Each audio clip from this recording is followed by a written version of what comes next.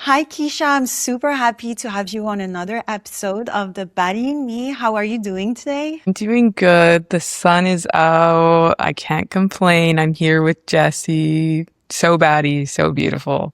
How could I Yeah. complain? And I love your t-shirt. Is that like one of the first ones you ever made? Yes, this is the one we made for our proof of concept at East Denver Barapalooza in 2024. It's our very first baddie t-shirt. Barachain isn't real. You're just crazy. I love it. It's super cute. It's super girly. I actually have a pink one as well, but I didn't wear it and I don't know why. Don't ask me why, but it's in my closet. I should have worn it. So I want to ask you, Keisha, because like we know each other. A lot of people know you, like everyone knows you in crypto Twitter, but I don't know your background and I don't know what you did before crypto. So who was Keisha before crypto? Who was Keisha before crypto is a great question. Keisha was a student. Keisha used to also be, I've had various, okay, let me start from the beginning. When I was younger, I really wanted to be a doctor. And then I really wanted to be a lawyer. And that's kind of what I like stuck with. And so I really wanted to be a doctor. So after high school, I went and did emergency medicine. I became a paramedic and I actually worked on the oil field in Alberta. So this almost prepared me for crypto because I was the only girl, around like 500 men in between the ages of like 25 and like 60. And I was 18 because yes, I worked as a paramedic on the oil sites. And that was like, obviously the men in crypto are a lot different than the men in the oil field. So it's almost like, I'm glad I had that first because it really prepared me because at least the guys in crypto are my age. But so I was a paramedic and then I got in a car accident. And after that, I didn't feel 100% confident in the strength of my back that if like something dangerous were to happen and I needed to pick somebody up and take them out of a situation, or I needed to like lift somebody, I didn't 90% of the time I was okay. But when it comes to somebody's life, that 10% is like, I would never be able to live with myself if like something happened and I wasn't able to handle it. So I didn't know at the time that it was going to be forever. I just knew that like I was having, back issues and I had a concussion. And so I said, like, I don't want to look back in 5 years and I still can't go back to being a paramedic, and I didn't have a backup plan. So I went back to school. I got my paralegal diploma and I worked towards my business degree with a major in legal studies. And so this is when I went back to like my original idea of wanting to be a lawyer, because I always wanted to work as a paramedic and get experience in the emergency room and then make sure I actually enjoyed the dynamics of a hospital and enjoyed the dynamics of emergency medicine. Because a lot of people go to school and they have this dream their whole life and then they get there and they're like, whoa, this is actually not what I want at all. So I wanted to get some experience. And I also understand you can have these plans and you can take a class in university or you can be exposed to an experience in life that can totally change your life. And you're like, wow, this is actually what I want to do. So I always was like open for life to happen, but was like very focused on what I wanted. And so I went to school. After school, well, I didn't finish school yet because we'll get there. But so I went to school, I got my paralegal diploma and was working towards my business degree. I got a job at a law firm. I was working as a paralegal for a while.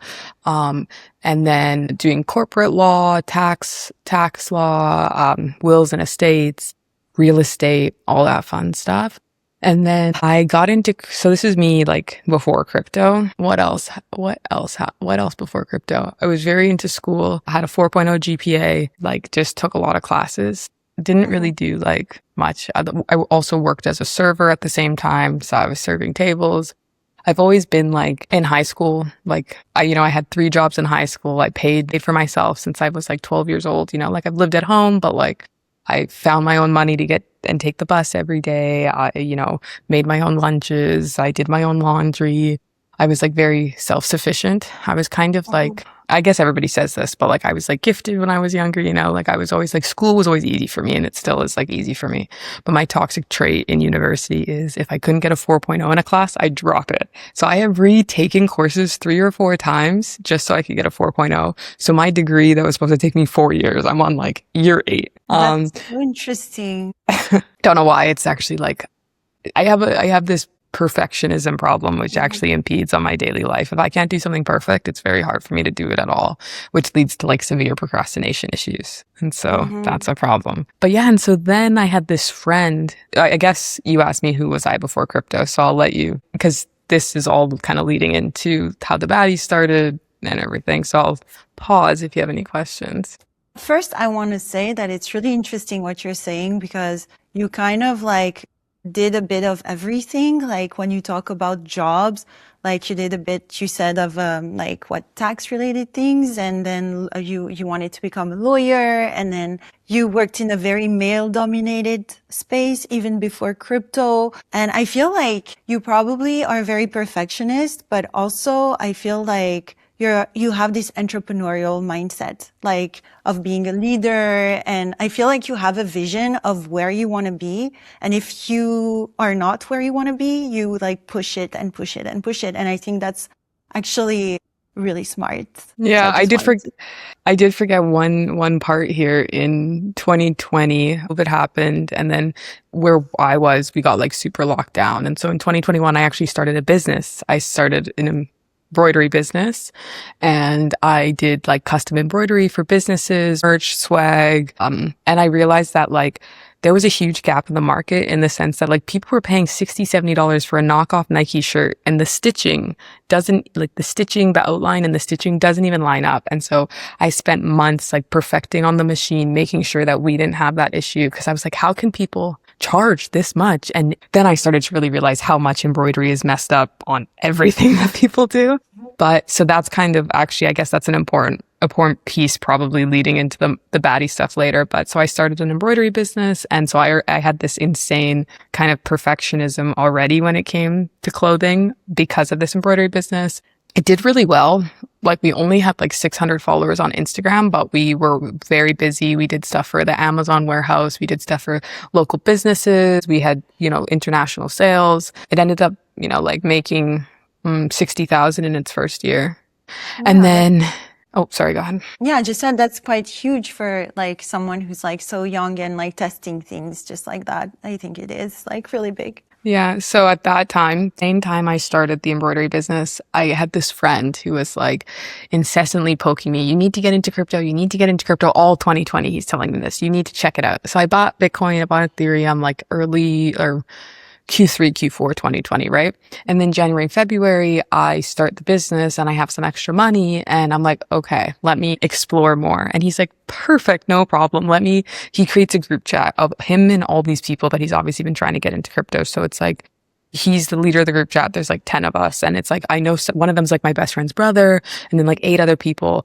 One's like what friend of mine. And then there's like 8 other people I don't really know. So he creates this group chat and he was always very like, I want to help you, but I also think that you should like learn on your own. So he'd be like, you should write a Twitter thread, but on like E&J, but you should like explore what E&J is. Like he'd always point me in the right direction. And so I read so many white papers, because I have this problem where like, if I want to do something, I need to understand it fully. Like I need to understand like how it works and everything. Cause it was like, I also need to understand like the risk, I guess. And so we started kind of going, I bought a crypto kitty. We started all sharing. We would get into NBA Top Shots. So we would all like try and get in a pack together, like a rare pack. And then we would like sell it and flip it. So that's how all of us, and then we would start like, then of course it transitioned to some type of meme coin because my friend was in like these meme coin pre-sales and he's like, if you want to get in a pre-sale or if you want to get into this. And funny enough, we got into this crazy coin called like ape coin at the time. And it was like giving back to this ape sanctuary and it like went huge, right? Like it went so much. And then obviously like very soon after something crazy happened and it went to zero or whatever, I don't even remember. But so then I put a bunch of money into a TFSA account, which is a tax-free savings account in Canada. And I had monies in mutual funds, monies in stock. And in March, I was like, I bought a NBA Top Shot on my credit card and my bank shut down all my bank accounts. Like it wouldn't let me use any of my cards. It wouldn't let me use anything. And I'm going through this and I'm trying to talk to my bank and they're like, there's nothing wrong with your card. It works perfectly fine. I can't transfer money. I can't do anything. And they did this thing where they posted on Twitter. They're like, we now TD Bank accepts crypto. No worries. You can or not accepts, but like it's all good for crypto. And I was like, what do you mean you guys, like, so then I called them. I was like, you guys are posting this online, but my bank account's blocked. It was this big thing. And then I was trying to take my money out of my mutual funds. And this is while I'm like really going down the crypto rabbit hole, right? And I'm trying to take my money out of mutual funds. And they're like, you can't take your money out unless you, like, I can only take your money. Okay. So he let me take it out. I took like 5K, right? And then I was like, okay, I'm going to take the rest out next week. I'm trying to get a hold of him, emailing him, calling him, no answer. Then he emails me back. I can only take the money out once we talk on the phone, but I only have a phone call. I only have a phone appointment available in 3 weeks. And I was like, what do you mean? I have to like, this is ridiculous, And this is after they shut down my bank account. I can't access the money. And here I am getting pissed off because I'm looking at the charts of all these tokens I want to buy. And they're just like going up and up and up, right? I'm like, this is terrible. What? Like, and now I'm understanding. I'm like, this is why crypto is so important. And NFTs is actually what made crypto click for me because it made me realize all the possible use cases. And I actually think we barely even scratched the surface of what NFTs are capable. But sorry, that's a whole another tangent. I just want to ask you because so you said that your friend like brought you into crypto with his like chat group and everything, and then you started like digging into the white papers and everything. But when was that? When did you enter crypto? Oh, I bought Bitcoin and Ethereum 2020, like Q3, Q4. But when I started to buy NBA Top Shots was January 2021. And then March 2021 is when I was trying to take out my money to put more money into crypto. Yeah. Okay. And so by the time I got so this is when I realized like crypto for me, the thing that made me really understand it is like democratized access to finance, right? Like that's the beautiful thing about crypto is it doesn't matter who you are or what you are. You can have this access. You can have the access to manage your own, like, make investment decisions. Right now it is there's like, I think it's about 6% of the population. I actually think it's more than that, but because I can't remember the statistic off the top of my head right now, but at least more than 6% of people in the United States are unbanked. And that's because they can't get a bank account for whatever reason. The government decided, the banks have decided. So imagine the people that don't have access to financial instruments beyond a bank account.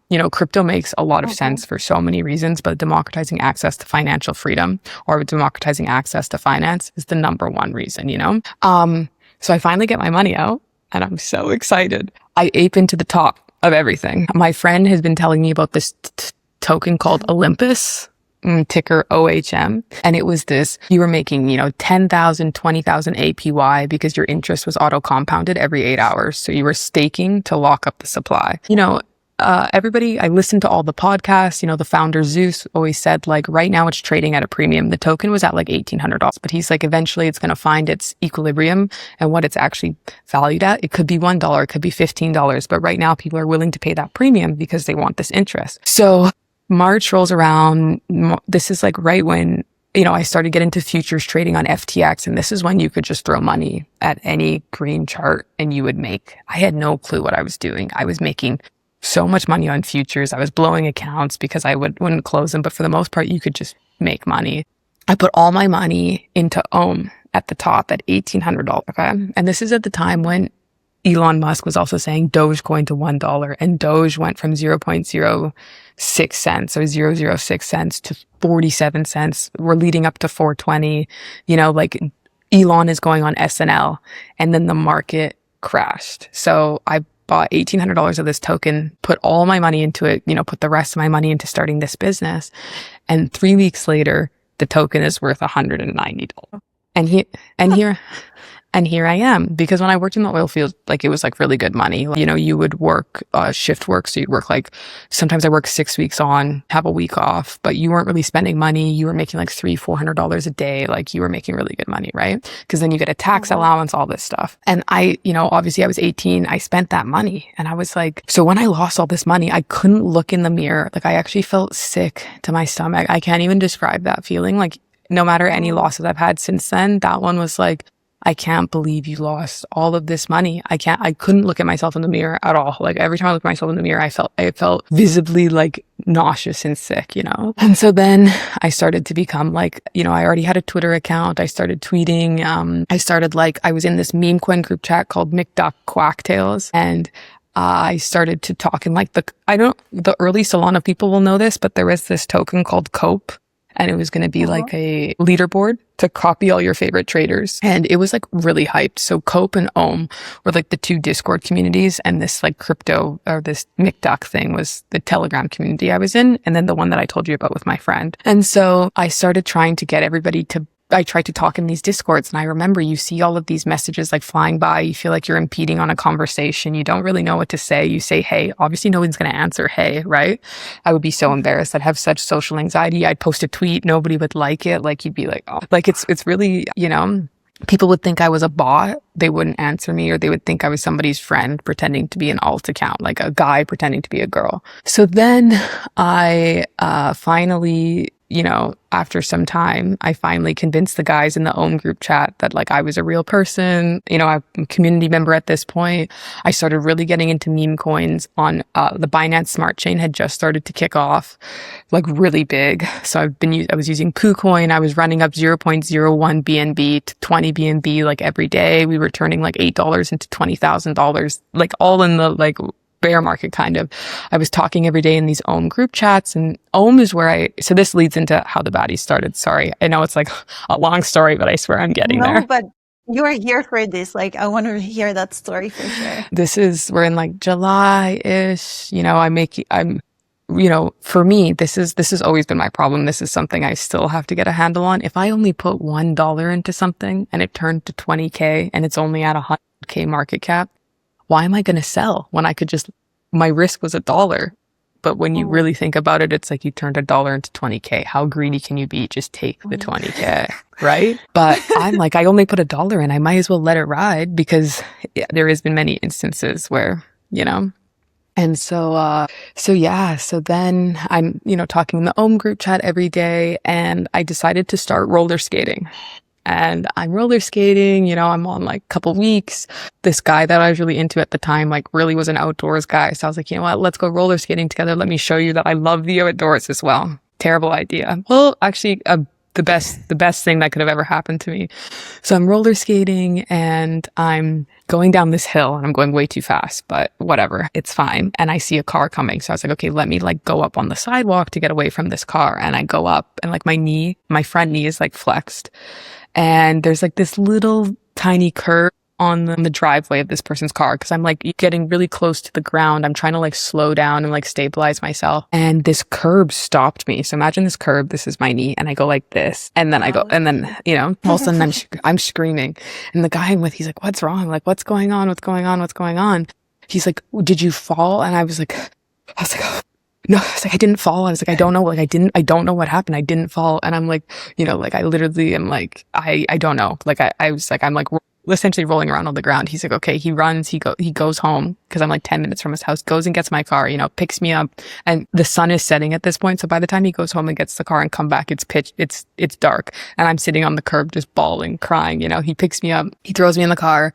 We go back to his house, and I'm like over his shoulder, and then he throws me on the couch to look at my knee. And this guy is like tough. Like, this is the type of guy that would like, he would cut off his arm to like save his whole body. Like, I've seen him like get the craziest things happen to me. Like, he is tough, and he always thinks I'm a baby. He, throws me on the couch. He looks at my knee, and he's like, I have to take you to the hospital right now. So the second he said that, I was like, oh my God, like this must be, because he's like, I can pop it back into place if you want. He's like, but I can kind of see like your kneecap floating around. And I was like, oh my God. No. The fact that he's not even saying like, we'll see how it looks in the morning. The fact that he was like, we have to go to the hospital. I was like, this is really bad. My knee is this big. There's like, you can see my kneecap kind of like down here or something. I don't even know, right? We go to the emergency room. My knee is huge. The guy comes around the corner, the doctor, and before the doctor even gets around the corner, he's talking. He's like, wow, you really did a number on your knee, huh? And I'm like, what does that even mean? What does that even mean? And he's like, we can see a bunch of like bone pieces floating around, but we can't really see like what's going on here. So I need to refer you to a surgeon. I'll refer you to the surgeon, and we'll see what happens from there. So they put me in this knee brace, and it's really uncomfortable. I'm in a lot of pain. I go and see the surgeon the next day, which in Canada, like knee surgery usually is like, you have to wait 6 to 8 months if you like tear your ACL or something, right? I see the surgeon, I see the doctor, they're like, you have an ACL avulsion fracture. So my ACL, instead of tearing at the ligament, it tore at the bone. So at the end of your ACL, you have this like cup-like bone and it attaches to your tibia. And so instead of like a ligament tear where your ACL tears like this, my ACL ripped that bone off of my tibia. So it tore at the bone instead of at the ligament. This type of injury, you only have an 8% chance of it happening to you as an adult.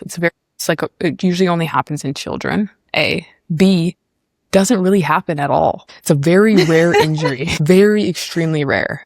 Like, I'm talking the type where you're Googling and there's only one Reddit thread about it. And everybody's talking about how it was the most excruciating pain of their life, right? Academic journals about like methods to treat this surgery, because there's no information on the surgery at all because it's so rare.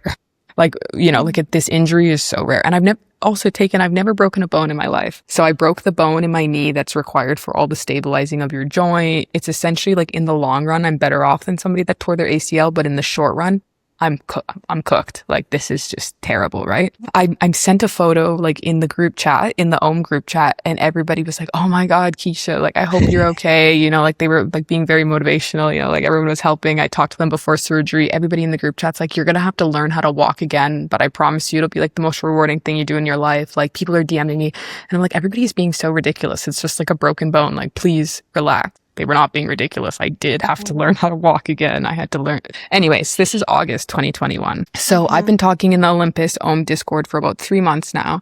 And there was this NFT project and it was called Income. It was, so OM was a rebasing token. Rebasing meant like every 8 hours you got paid out more of the token. It was like staking, but this is like early days of DeFi. We were, the early days of DeFi, we were hopping into radium pools, we're doing all this stuff. So then, we had a rebasing NFT where the NFT was backed by Olympus. So it had an intrinsic value of like a token essentially. And this was like kind of like new and novel. And this guy, he reached out to me and he said, "Hey, like, I've been seeing you in the OM Discord. I think you'd be really good for this. Do you want to help me do marketing and community?" And I was like, absolutely. And, this was about a week after my knee surgery. So now I'm off work from the paralegal job because I have knee surgery. I'm on so many painkillers, I'm on no painkillers because I had to stay with my grandma to take care of me. I'm in a knee brace that comes up to my hip and ends at my ankle. If you go pee, it kicks your leg up. Sleeping is excruciating. It feels like your knees are under the table.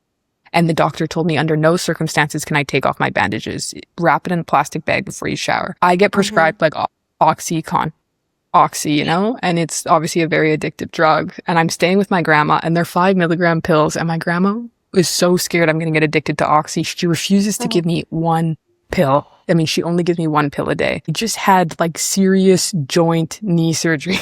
I'm like crying every day. I'm in so much pain. Miserable. Honestly, miserable. Like at this point, I don't even really realize the gravity of how bad my injury is because I'm just like, whatever, right? About a week goes by and I get this opportunity to kind of like get this job and I'm like, amazing. And I do this job, I'm working, I'm, sleeping all day, working, or like, I'm finding time because I'm sitting at home doing absolutely nothing. My friends are going to work. I'm staying with my grandma because I can't even go up. I can't walk anywhere. I can't take care of myself. Going to the bathroom is like, takes 45 minutes and is like really painful, I literally am incapacitated almost.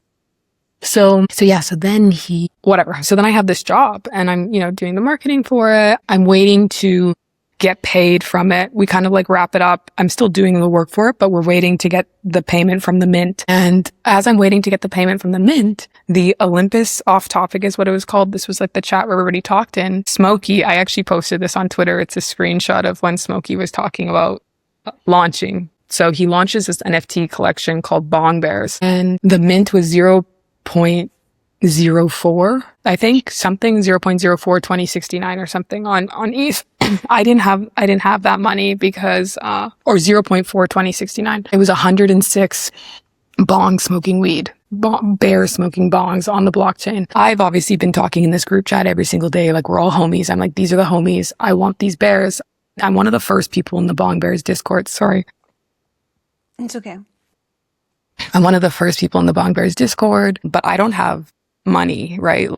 all the tokens are down. You know, my meme coins are like, I'm not taking money out of my meme coins because I'm round tripping everything. And I'm waiting to get paid from this NFT project. But I'm in the Discord talking every day. I'm like, oh, I can't wait to get the Bong Bear. You know, like I'm going to buy it. By the time I get paid, Bong Bears have shot up to 4 ETH. I got paid 4 ETH. So I was like, oh my God, I literally like, sorry, can't afford the bear. Like this is just not happening, right?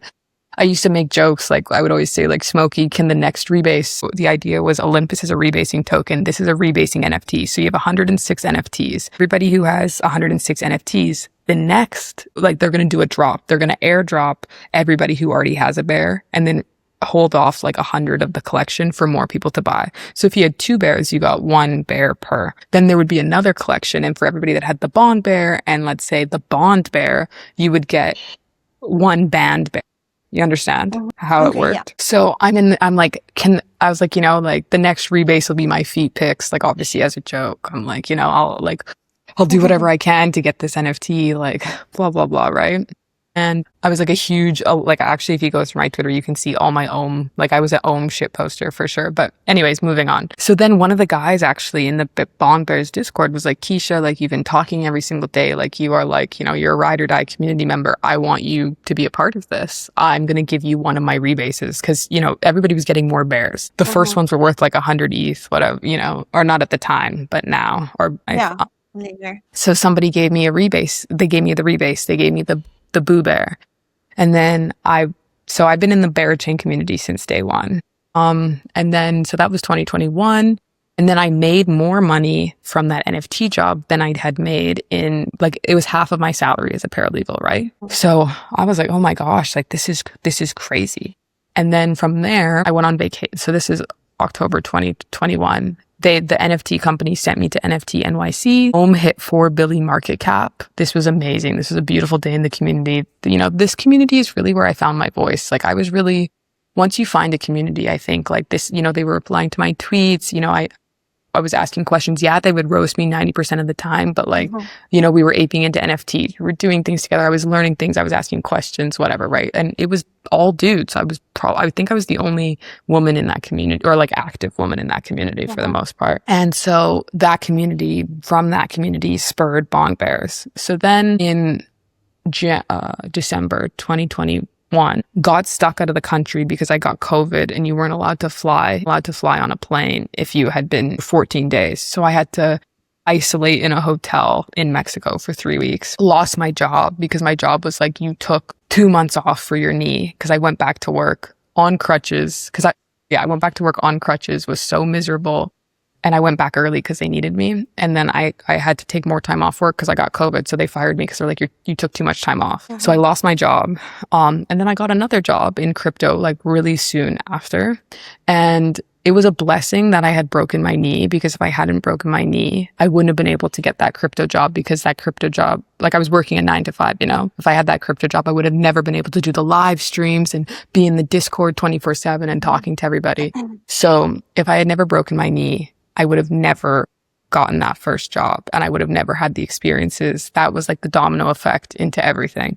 Sorry. I know I'm going so long. Am I being too long? To tell you, no, it's good. And I was going to tell you, like, it's crazy how life, like sometimes shit happens, but it's sometimes for your own good. You know what I mean? Even though it hurts a lot, you got something like good out of it. You know what I mean? It's like, it's crazy. Yeah. Because probably if you wouldn't have had that accident, you would be doing something completely different. I don't know. The thing is I don't even know. I don't even know what would have happened, right? Like, but this is like the domino effect of everything that became the baddies. So remember, like this is all going to come into play later. So then I get a new job. I'm working this new job. They're like new to crypto. They're struggling with payments. Like I'm supposed to get paid every month. They're taking like 2-3 months to pay, but we're still working, you know, it's my only job. I can't afford to eat. I'm like, you can't even afford ramen noodles. I have like literally no money. I'm so broke. It's the bear market, but I'm still just, you know, pushing along. whatever. Then I'm working this job for 2 years, and like they kept saying mint soon, like we were going to mint soon. We didn't end up minting till October 2023, which was, I started the job January 2022. Still went through like issues of like, you know, they would take a long time to be paid, but my role had transitioned like so much over the years. You know, they were a company that was a very established like Web2 company that was coming into Web3. They had a show in Las Vegas on the Strip, like all of this stuff. But they didn't really understand crypto at the time. Like they were, but it was like, you know those dynamics, right? And so then in October 2023, we finally like minted. It was a bear market, minted out the collection at zero point 0.1 ETH. You know, like we had worked so hard because like I was doing everything, and I was supposed to be just a community manager, and I was helping create assets. I was, you know, staying up 24/7. I was making the OpenSea page. I was doing whatever I possibly could. You know, like you do a million jobs. You do whatever you can in crypto. Like you wear a lot of hats, right? We minted out. I couldn't sleep because if I went to bed, the Discord would light on because we minted at such a high price that like you have fudders whose professional job is to fud your project to the ground so they can buy back lower. They don't care.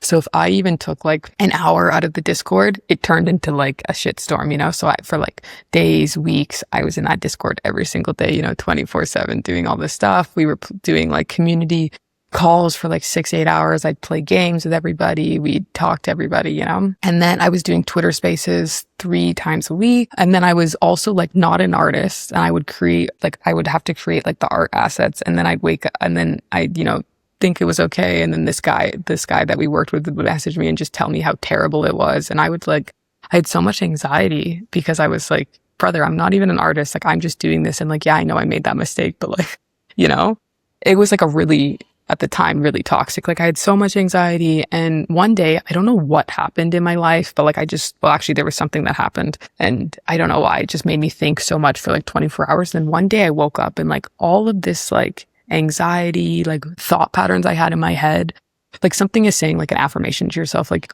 I'm beautiful. That's something that I always struggled with. But like when I woke up this one day, everything was easy. I had no like anxieties, and then when I went to work, even though there was these external factors that normally would make me anxious, they didn't make me anxious anymore because I didn't have this internal anxiety. Like saying, hey, can you fix this? Didn't make me think I'm terrible at my job. I'm horrible at my job. They want to replace me. It made me think, okay, I need to fix this, you know?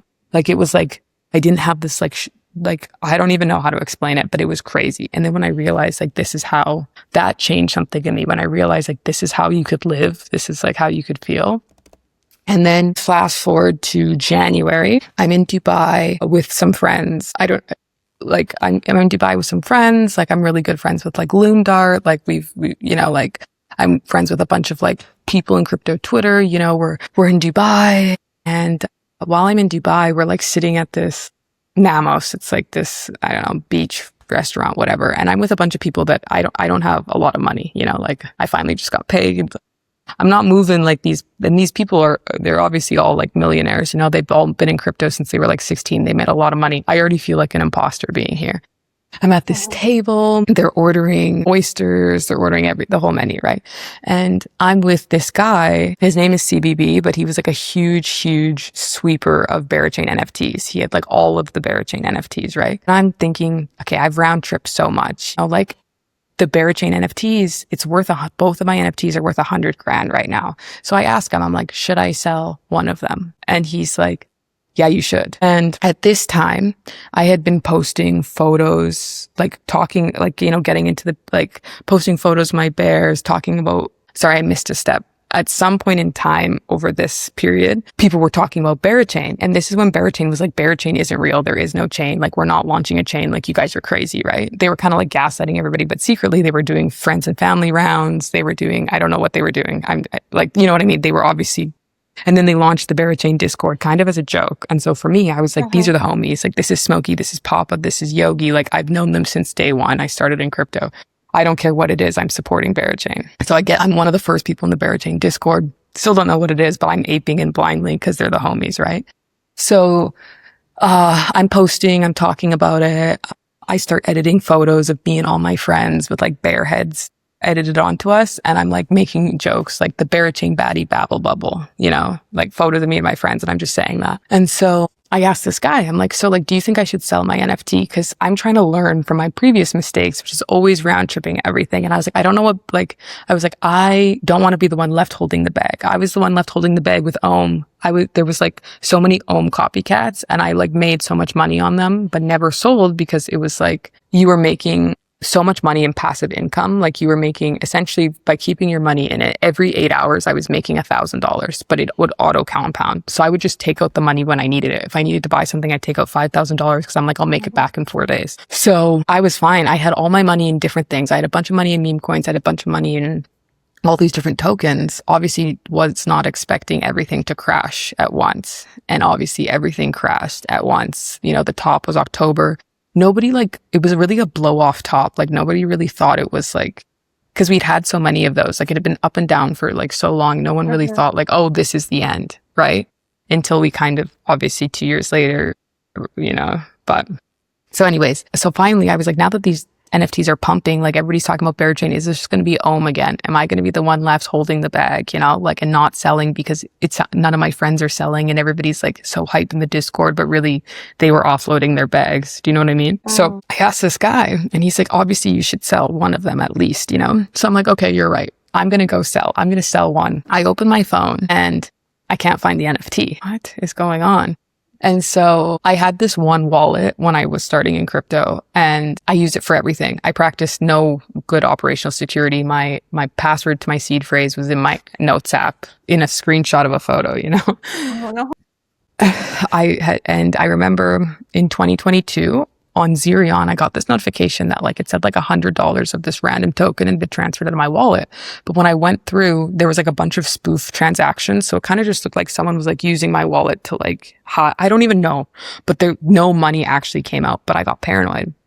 So I sent to like a different friend, kind of this guy that I liked, you know, I sent to him because I was like on the go. I was like, can I send you all of my NFT and all of my assets just in case, and then just transfer them to me when I get a new wallet because I want to like clean my computer, whatever, right?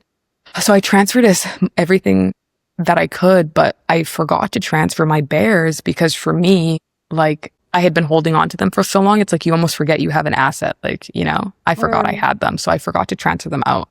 My Sappy seal and my bears, I forgot to transfer out. I transferred I had a Pudgy Penguin at the time. I got Pudgy Penguin at 0.02 ETH. Anyways, moving on. Got into Floki at like 1 mil cap. Got into SHIB really early. Whatever, doesn't matter. So then, I realize my bear is just in that old wallet, right? Like that old wallet I forgot about. I log into that wallet. It said transferred out of wallet 12 days ago. And I was like, it's 1 p.m. Everybody is like 4 drinks deep and the oysters just arrived at the table right now. Everybody's having a great time. And I'm like, That's I don't horrible. and I don't even want to say anything because remember, these people are all rich. Like 100 grand is probably nothing to them. Like I don't even want to complain about the fact. And also I feel stupid. Like I don't even know what happened. You know, they're bringing out the oysters, there's sparklers. I'm like, ain't shit funny. I feel sick. Like there's nothing to laugh about right now. I get home. I realize, yeah, it's gone. Like everything is gone. The bears are gone. By 12 days, I missed remembering that I had these bears, or like remembering that I always thought they were in a different wallet. I just didn't realize they were in this old wallet. So I had just missed it by 12 days. Okay? $100,000 gone. And I needed that money really badly at the time. Or not that I was going to sell it all, but I was like, you know what? Like I just quit my job. Maybe this would be like great to have, you know, it would just be nice to have some money so I don't have this mental stress anymore. Yeah, no, couldn't do that. So then I made a tweet. I was like, hey, to everybody that I've met lately, because I had just started meeting all these crypto people, everybody that I've met lately, like, I'm sorry I lied to you. I actually don't have any bears. I don't own bears. They were stolen from me, right? Then everybody's going through my on-chain history and I start to get embarrassed because I'm like, oh my God, they're going to see how much money I didn't make and how much money I lost, how much money I round tripped. They're going to see all the like come inu, like fart, like disgusting tokens I bought. Like because I was in the meme coin trenches, like deep. Like I was buying $600 to like 10,000 market cap coins, 30,000 market cap coins, and like letting them run to 200K, 100 million, you know, like I was in some disgusting coins. And then everybody's, you know, like then Smokey messages me. He's like, hey, I really like don't take any offense to this, but like, were you maybe like drunk one night and forgot and transferred your bears out of your wallet? And I was like so offended. I was like, no, I obviously didn't do that. Thank you very much.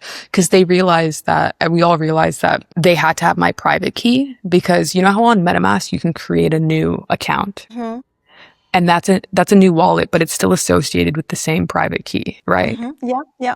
So they had used my second wallet to fund, like they sent money from my second Oh, wallet to fund the first wallet so they could transfer the bear out. So okay. everybody's like, you funded your own wallet, you know, like some Okay. people were like, and we realized that someone must have had my private key. So we realized I did this NFT, like worked very briefly on this NFT project, because through some due diligence, whatever, it was either this one guy that I had worked with that sent me a file, which was really creepy to me because this means that he has had access to my computer essentially for 2 years. And that I realized that maybe because I've been tweeting about Berachain a lot, he remembered that he had access to my wallet and like took it from me, you know, because it was like 12 days ago, you know, it was like everybody was talking about it. Like the guy wasn't really that active. I found my Twitter DMs with this guy. The last thing he had messaged me was like asking if he could eat my ass, and I didn't reply, obviously. Yeah, it was a crazy journey, I'm telling you. Like all these people are like, you know, and we determined that it was either this guy, and then I had remembered that the guy that I had like been seeing, or like ex-boyfriend, kind of whatever it was, he also had my seed phrase. So it could have been one or two, because Okay. I actually didn't clock this until the baddie villa when I was telling all the baddies my story. And then I was like, I don't know, we just all kind of connect. Cause then I was like, wait, this guy randomly came into money. He's like going on all these vacations and he's doing all this stuff. And I was like, mate, I never really thought about him before, but maybe it could have been him. So there was two things. And it's funny because now there's somebody that really hates me that randomly spreads this rumor that I lied about losing my bears for sympathy and that I really stole them from myself. And that, like, because the wallet was funded and there's like these weird transactions, but it's literally like the transactions are, yeah, it was fun. They had my seed phrase, and it was either somebody that I worked with that had been stalking me for 2 years on my laptop without me knowing, which was like super violating, or it was somebody that was really close to me that I loved and trusted. So it's like, yeah, obviously, Yeah. like I don't enjoy talking about it. And you know, it was just obviously really terrible. Like, That's crazy. Like people in the space are crazy. And also I'm shocked. Like I'm listening to you, but like I'm shocked. Like how can you handle that level of stress? Because it keeps happening. Like you have the accident and then you lost money before and then you lost your bears. Like it's hard. I feel for you. It's really difficult. but this is where the beautiful part of the story starts to turn around. So Janny was this guy. His name was deep name. He was really invested in the Berachain ecosystem. He started the honey jar, lots of products that kind of like Berachain, like the Berachain NFTs, it felt like really hard to access. It was a huge barrier to entry because the cost of the NFTs were so high. So nobody really knew how to like get into Berachain yet. And so the honey jar created all these like different NFTs, these different things. They had like Cub Quest, which is like, they had a faucet on chain, which was like on testnet where you could do things and earn testnet Bera, all this stuff, right? And then, so there was Janny. And then there was this guy, JDP. And so JDP was one of those people that had been in the OM Discord with me. And so the OM Discord became off topic. Well, the OM Discord, the channel was called Off Topic. Off Topic broke into like broke into another group chat of like 40 people. And it was just 40 dudes and me. And well, not broke off. They eventually just added me to it. And I was like, what is this? And then, you know, these guys had been there for me in some of the darkest moments of my life. Like there'd be times like where I think they're degenerate. They say these crazy things. We roast each other all the time, but we've all lost a lot of money together in the really dark days where like I couldn't afford, you know, to eat. You know, some of them have bought my NFTs just so I could have a little bit of money, or I would, you know, crack a joke that was maybe kind of darkly suicidal. And in the moment when I look back, as I realized in that moment, like I didn't have like my real life friends to turn to because I didn't know how to explain things to them. And yeah, I was cracking this joke in this group chat, like as a joke, but I was really hoping that somebody would notice, you know, that I needed a friend. And not almost every single, like I didn't know it at the time, right? Like you think you're joking, but like, you know, shortly after I realized, you know, well, or when somebody would respond and then you realize how you felt when they responded, I was like, oh my God, I made that joke just because I wanted, like I was, you know, it was like a cry for help kind of. And every time Mm-hmm. I had a cry for help, more so than maybe people I know in real life, these guys were there for me. If I made a joke or was telling them a story about a guy, you know, and you would think like there's been so many moments where I was telling them past stories about guys and they're like, Keisha, like that's not normal, you know, like even though you would consider these guys some very degenerate, very like off the cuffs, like not people you would, you know, normally expect to have your back in all of my darkest moments, you know, they were there for me. But like, I'm so engrossed in crypto. I spend 90% of my time in crypto. I work in crypto. I don't really post on Instagram and Snapchat anymore. So I start posting on Twitter, like posting photos of my pedicure, posting photos of like aesthetic photos of a coconut. Like and this is when Twitter had fleets. So Twitter used to have this thing where you could post a photo and would only last for 24 hours. It was like a story. So I would post on those. Like I started to treat Twitter like Instagram. I started to send pictures of my nails in the Discord with the guys. I was like, I don't really give a shit if you guys care, but I have nobody else to talk to because you guys are my best friends now because I talk to you guys 9 every single day, right? But yeah, so this is going into it. So JDP was one of those guys from Ursadom Labs. He was one of those guys in that group chat that I'd been talking to every single day, you know, one of those, the homies. He reached out to me and said, hey, Keisha, like, I'm really sorry you lost your bears. I seen your tweet, blah, blah, blah. Do you want to make the I've seen you post like shit posting about the Barabaddie babble bubble. He's like, do you want to make it a real thing? He's like, I can introduce you to Janny. No promises on what can happen, but like, he's a really good guy. Like, he'll make sure you're taken care of. Like, maybe we can get you a new bear, you know, so you can get your bear back or something. And I was like, absolutely. Like, I would love to make this a real thing. Like, I've always, like, I have felt this huge disconnect where the women in my life and the girlfriend relationships that I have are the most fulfilling relationships in my life, but I can't share the other half of my life with them through no fault of their own. Like, I'm sure lots of people can relate, but for the most part, up until the last like 15, even 10 years, talking about finances with friends, very taboo. Talking about finances as a woman has not really been a big thing, right? So through no fault of my friend zone, I would try and tell them something about crypto, like expecting enthusiasm or expecting them to be super excited, but sometimes they're not. And it's not because they're not excited for you. It's just because they can't even like understand. Not that they can't understand crypto, but there's like barriers in their own mind, right? Like there's the financial barrier, there's the crypto barrier, there's like, you know, so there's just a lot, but it was made me feel isolated almost. But then I have these guys that I spend 90% of my time in crypto. They don't care what color my nails are. They don't care, you know, like the dudes in crypto on Discord, on Telegram, they all talk about the financial markets, right? But they also talk about sports, or they talk about cars, or they talk about girls, or they talk about padel, or they talk about Rolexes. And I'm not saying that girls also can't have those interests, but when you look on crypto Twitter, people are talking about crypto, but they're also talking, or in Discord, they're talking about other things because these guys have shared interests just by the fact that they're dudes. It doesn't like, not even a weird gender way. It's just, they just have shared interests. So they can talk about more than the financial stuff. But it's like, for me, I have nobody to talk about my shared interests except for the ones that I do share with the guys, right? So it's like I'm living 2 separate lives. And I didn't realize this actually until I started the Baddies, or right, like while the Baddies was getting started, is I was feeling so isolated and like so lonely. So he introduced me to Janny. I find out Janny used to have an alt account in the Ohm days. So Janny, when JDP introduced me to him and said he had this idea, Janny was like, and he'll tell you this, he says this on podcasts, he was like, no questions asked, absolutely, because he remembered hearing me on podcasts, hearing me in the Ohm Discord. He remembered me from back then. Finally, one day, Janny told me who his alt was, and I was like, oh my God, I was like so scared because I was like, you've perceived me, like you have actually, because I know who that person was. You have known me for so long. I didn't like that. But anyways, so then we started the Baddies, and I had taken like inspiration on Instagram. I have the old Miro boards. I was like, I want the Baddies to be something that any girl, just the t-shirt is what brings you, and you love the merch, you know, you want to be a part of this community, and learning about crypto is second. If you want to learn about crypto, we're there to like help guide you. It's almost like a lifestyle brand. That was always the vision. So from the day JDP messaged me to the day we did our proof of concept in Denver, 3 weeks. We had a website.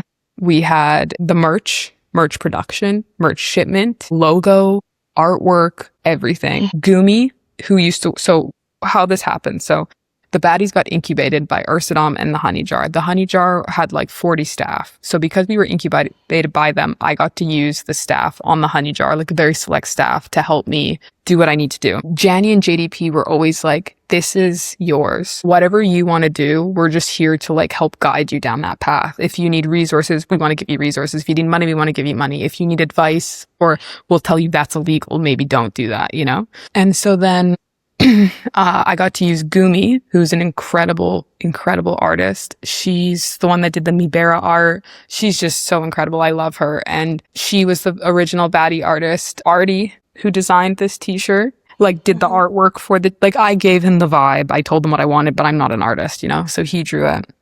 And then Jacob, who ran the art department, he helped me with the merch production because he has a lot of experience with merch production. Like, his family has run that business. So it was me, Jacob, Gumi, Artie, and Petra. Petra was the like cybersecurity, like she was amazing. She did so much for the Honey Jar, you know, she was like behind the scenes. So she set up our she was helping moderate. She was just helping, you know, with everything, OPSEC, all of that kind of stuff. So this was like the original. So we get, you know, I'm online and, you know, we're thinking like we're getting ready to go to Denver. So ETH Denver, right? We're preparing. I took there's this shirt that's called Gaslighting Isn't Real, You're Just Crazy. And I was like, Barachain isn't real, you're just crazy. We have to make that a shirt.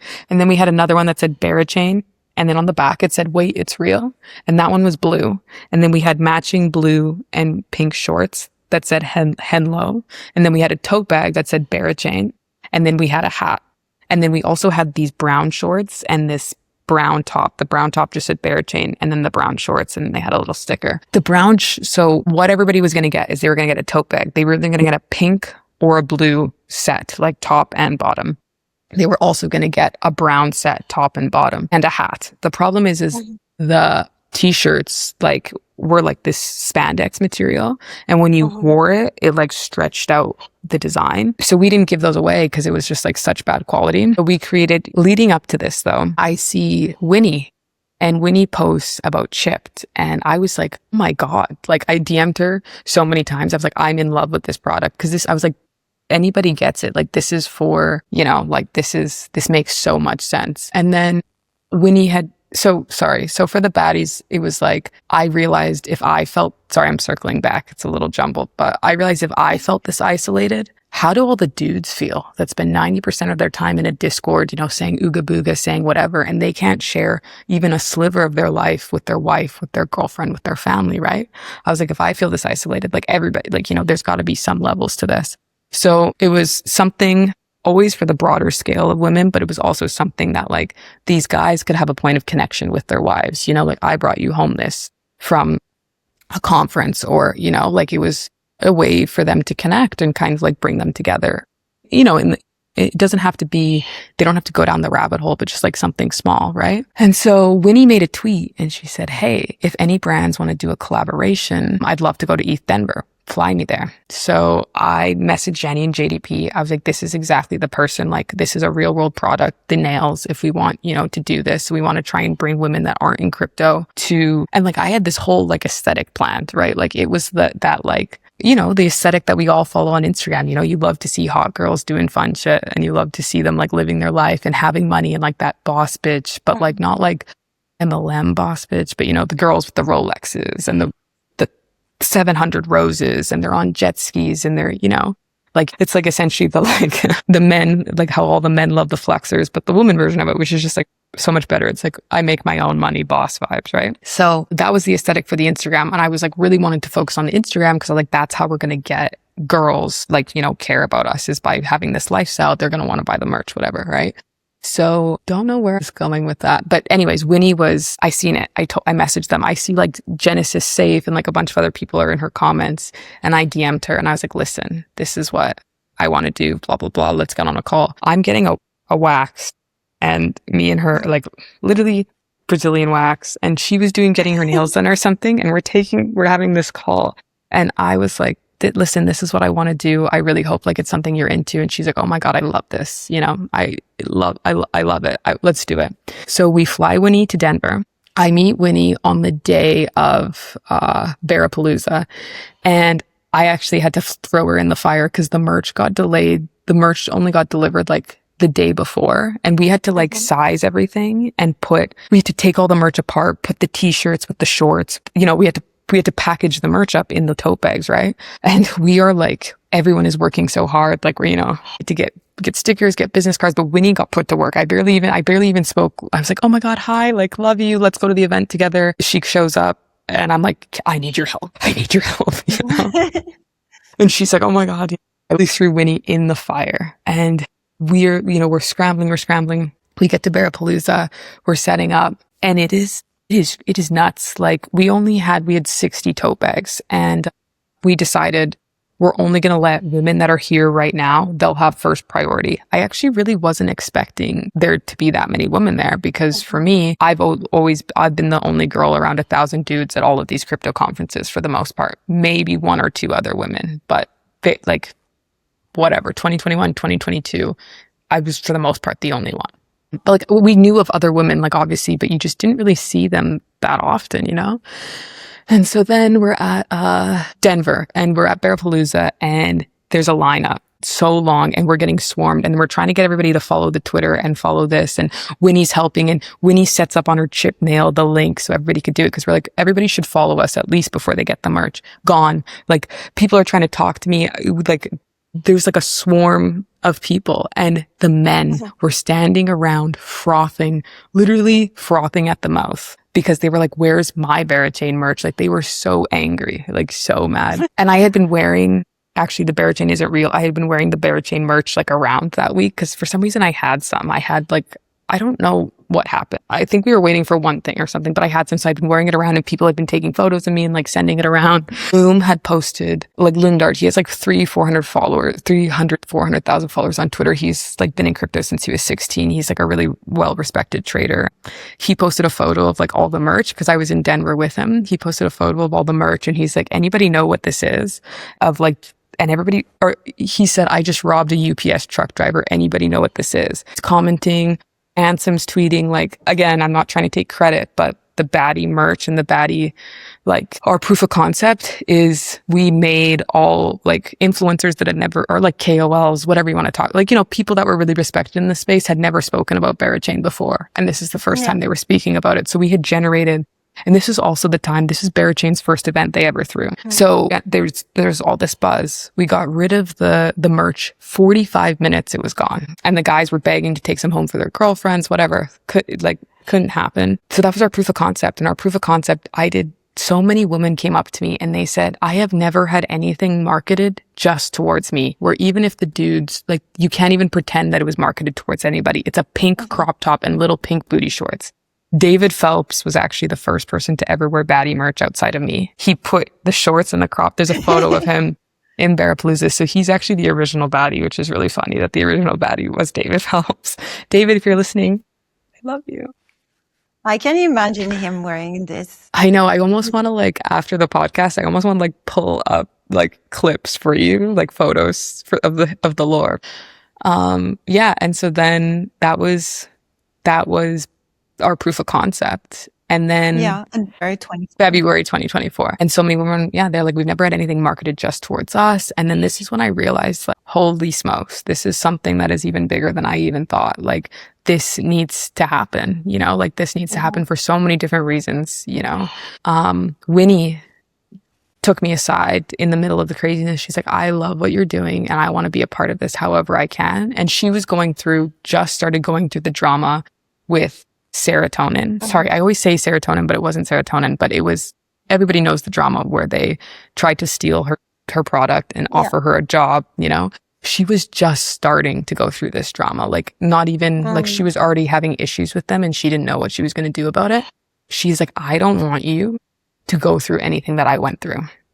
And it's funny because people were, people were steamrolling me. Like people were like, it's hard, like, people were ego tripping me, like throughout the whole kind of like week, like the way that I was talked to by a lot of guys, a lot of people in the ecosystem, like you could tell that like they didn't take me seriously. And so then when it happened, there was a lot of people that were like, we want to help you like make this amazing, or not make this amazing, but like we're going to, take this under our wing and we're going to do it. But nobody asked me like, hey, let's set up some time to talk about this. Let's see how we can help. Let's see what we can do here. It was, this is what we're doing, and I'm like not good with confrontation. I'm not good with pushing back, but I was like, well, like we'll chat. But that was like my first experience of people kind of trying to like steamroll or like, like not take you seriously and try and take advantage of you, if that makes Take sense. over. Yeah. What you And were doing. And I remember I messaged JDP and Janny, and they both are like, like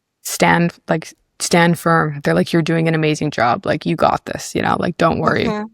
And it was also like this weird thing because obviously like we are using Barachain IP essentially, right? But like, it was just like this weird, it was like, I don't, and at the time I didn't really know, like I knew that it was mine, but I didn't know like, is Janny and JDP, are they going to want 50%? Are they going to turn around and say that this is also theirs? I never really knew, but I mean, I knew in my heart, I knew it wasn't, but you have that like worry, right? So I was like so stressed, and Winnie was amazing.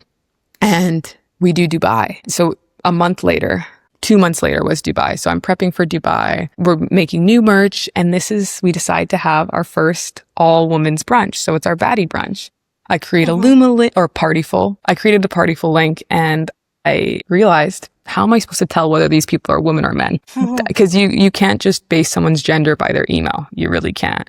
So then I had to send out blasts. This is just for women. This is just for women. So then I created a Telegram group chat, and I created a Telegram group of all the people that I thought were obviously women, because I was like, I don't want a bunch of dudes showing up to this. And then the Barachain guys were like, we have so many guys that are like trying to go. And I was like, no, it's just for girls. So we talked to the merch people, and we're like, like this, don't want the merch to be late, blah, blah, blah, right? He's like, the only way it won't get delivered, like they said, the only way this won't get delivered is like if the plane goes down. I was like, okay, amazing, awesome. Like they're like, it's 100% guarantee unless the plane goes down. The Dubai floods happen. There is no merch. There is nothing. Everybody's stranded. It was like, and I had been in Dubai already, like for a while. I had been in Dubai because I was, I was spending time there. So I'm there, and sorry, I feel like I'm just yapping your ear off. No, it's good. It's really interesting. Do you even have time? Yeah, I have time, but it's really interesting, like how all the things, how the story unfolds, and like how everything comes to like the creation of the Telegram group and how it all happened. Because like the reason like I wanted to talk to you is because I'm so clueless. I don't know, because I arrived, I think I started seeing you in 24 on the timeline. And like, I remember some guys were talking about the baddies and some girls, but I didn't really know like, what's the baddies, And so I think I don't even remember how I ended up in the Telegram group, but somehow I think like in 25, was Bangkok in 25 or 24? 24. In 24. Okay. My friends were going, and then they were like, we're going to the Berabaddies event, and we're going to get the chip nails and I don't know what. And I was like, ooh, that sounds so cool. Like, I want to go too. And I don't know. I think like, how did I end up in the Telegram group? I don't even remember how I ended up there. Did you go to the event in Bangkok? No, I couldn't go. But I think I was already part of the baddies. I was already in the Telegram somehow. I'm not sure. But like when you said that you're trying to kind of sell a sort of lifestyle and experience, what's the Barabaddies? It's like girls who live the like, expensive life, who have fun together in cities all around the world, dress up cute and everything. That's exactly what I felt. And I was like, I really want to be part of the Barabaddies. I didn't know who you were, but I knew that I wanted to be there. You know what I mean? And I think a lot of girls felt that. Yeah. At that time. Our goal always, like, which people always got mad at me for, like said, you have to focus. I was like, anybody can be a baddie. There is no one type of baddie. It's like whether like the crop tops are like my style, but like, however you choose to embrace your femininity, there's a place for you in the baddies kind of thing. But that was like always, it was like girlhood. It's friendship. That was always kind of that lifestyle of like, being a girl and like, I don't know. Mhm. You're exactly right. That Yeah, was, and I mean, I just want to say, like, I loved it because before Twitter, I was on Lens and I had created this yeah, I Jessyfries remember persona, and it that. was very sassy. It's actually Linda. Linda added me to the Barabaddies. You know Linda? Yeah. So she Yeah. added me, and this is how I started like knowing about you. Then I had the call to verify that I'm a girly, and this was the first time I talked to you. But I was seeing you Yeah. all over my timeline. People were like, "Oh, it's Keisha going to speak at that event. Keisha's a queen," and I was like, "Who's Keisha?" I was like really curious because I mean, it's hard to find the story behind what you did online. It's very hard. I went on YouTube. I was like, I wanted to know more, but I couldn't find anything. And My, every time I met you, you're always so busy. So it's just like, how am I going to understand her story? And I think like you're so iconic and what you created is crazy. No, but it's true. You said that you felt like you were alone in your life and you didn't have friends who understood you. And I think a lot of us can relate. Like I live in yeah. Finland. I don't have that many I don't have any friends in crypto in Finland. And like, being in the Berabaddies, having friends there, it's also like really important, and traveling together. It's a way for women in crypto to feel like they belong. Cause like now that even like the Twitter account is, how do you say it? Compromised, or like you Yeah. don't have It's access to suspended. it Yeah. anymore. It feels weird. It feels like Feels something so is weird. missing. Yeah. Cause I it's part of the know. culture now. You actually, I am. It made me cry. No. No, it's good tears. Yeah, I don't, the baddies is like so important to me and all the baddies and like, like being able to witness and just see, I don't even know. I guess we'll get into this as we get to different parts of the baddies and when I realize things, but like being able to meet so many incredible women and every baddie, even though some may have the same job or some have the same skill set or some maybe look the same, like every baddie is so different, even though may look similar.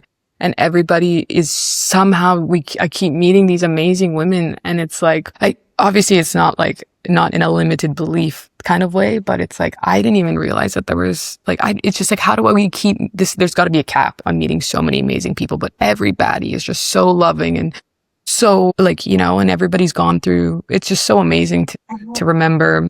Like we always say like sometimes we've met one baddie one time and then you don't see them or talk to them until a year later, but they met other people and they bloomed into something. And it's just been so crazy to see so many people's growth and journey. And it's just an amazing, the baddies is so important to me, and having more women have this feeling is so important to me. And sorry, but we got a long way to go, I guess, before I should even start crying. We're not even there yet. And No, you're but like, it oh, is a really important project for women. And I think that sometimes what makes me sad is I feel like in crypto Twitter, every time there's like, a project like that is very women centered, there's always a group of guys who are gonna try and bring it down, discredit, we're it. again. And I think they don't No, no, finish. understand how important it is. And they don't even understand what's the goal, what's the mission, because I feel like they're scared that women will kind of like steal the attention and take too much space in a space that's like dominated by them. But at the end of the day, you need to bring more women. And I think that Barabaddies has brought a lot of girlies in the space. Like you've done so much, and I'm really looking forward for, the next Me steps, too. but we're not here yet. I know. I'm so sorry. I know when you messaged me, you're like, it's only going to take 30 minutes. I was like, oh, I don't know if you know the origin story alone. Just kidding. But it's funny. We are going into now the next segment, which would be the men segment. So Yeah. the Telegram, I created the Telegram group because I just added the girls that were like very obviously women names. I added them to the Telegram. I made many blasts in the party full. I was like, hey, no men allowed. If you're a girl, DM this account to get added to the group chat. Cause so it's about 108 women in it. Wednesday, the flood is going crazy. The flood is Tuesday, I think was the worst day of the flood, right? Tuesday was the worst day of the flood. Wednesday, I wake up. And I woke up Wednesday morning and I had like this yacht party to go to. Me and Winnie were supposed to get our nails done, blah, blah, blah. I can't leave. I can't leave, but I'm like, I have to go. Cause I was like, I don't know. So I pack a bag just in case I can't come back. So there's no way I'm climbing up 54 flights of stairs. But, he assured me, he's like, oh, the elevator will be fixed probably by the time you get back. I was like, okay, amazing. I go down 54 flights of stairs. Okay. Can't feel my calf muscles. I have to walk 2 kilometers because there's no Uber, there's no Lime scooters. And this guy randomly pulls over on the side of the road. He's like, do you need a ride? And I was like, yeah, he was a driver. Obviously, I made sure. I was like, yeah, I do. He took me to get I met up with Winnie to get our nails done. Me and Winnie are in the nail salon for 4 hours. We're miserable. We both are just like, we got to get out of here. We got to get out of here. Like, our nails are $300 each. And we're like, but we don't even we're like so overstimulated, so stressed. We're like, let's just go. We go to this yacht party. We have a great time. Then that night, the elevator's not working still. I was like, I cannot go up 54 flights of stairs. There's no hotels. There's nothing. We're essentially homeless. I ended up having to stay on a friend's couch. The baddie event is the next day, Thursday, right? I leave the house at 9 in the morning because the baddie event's at, I think it started at 11 or 12. I leave the house at 9 in the morning, or 8. I left the house at 8 in the morning because I needed an hour to set up. I get there at 11 o'clock. It took me 3 hours to get there because the roads, like everybody was just stranded. There was water everywhere. Like it was one of the craziest experiences ever. Anyways, I get there. There's obviously nobody there. There's no Ubers. Nobody can call Ubers. So now I'm messaging because for some reason there was like this Dubai group chat and it had like 400 or 500 people in it. So everybody had been live chatting about the floods, about being stranded. People would be like, hey, if you're near MBS, just stay there. Find a hotel. You're not getting anywhere. Kind of, like everybody was live posting about this stuff. And I had seen people say, I have a driver. I paid him $200 for the day. I have this, I have that. So I'm messaging in all these group chats and I acquire like 4 private drivers and I start organizing carpools with the girl in the Telegram. So I'm sending a car to somebody and then 5 girls are getting picked up and then getting brought to the event because I'm sitting there and there's nobody at the event and everybody's saying like, we're trying to come and we can't. And this is the first baddie event and I have so much anxiety. I'm like, Barachain's going to hate me if there's nobody here. We just spent like $40,000 on this event. Like, I didn't spend this. This is not my money. I was like, everybody's like, this is great. I was so nervous. And so the makeup and hairstylists aren't even there yet. They're an hour and a half late because they're stuck. The catering isn't there yet. So I'm organizing this carpool in the Telegram group, but I was like the conduit. So I'm messaging the driver, but then I have to message each of the girls to tell them, hey, your car's here. And then message the driver and say where they are every time for the 5 pickups. It would take 45 minutes from the driver picking them up to bring it, sometimes an hour, hour and a half. I was doing this with 4 cars all day from 11 to 2 p.m. because the event ended at 5. So it was like after a certain point, there was no point in like bringing people there anymore. I couldn't like get off my phone because I had like, if I wasn't on my phone, the driver's like, where are the girls? The girls are like, where's the driver? Right. I'm trying to figure out the best routes for the people that are close together. So the driver's not driving 45 minutes one way just to pick up one, I'm doing all this while the event's going on, trying to talk to people. My phone keeps dying. I keep having to plug it in. Every time I go back to my phone, it's dead because somebody took the charger, but my phone can't die because I'm trying to get these girls here.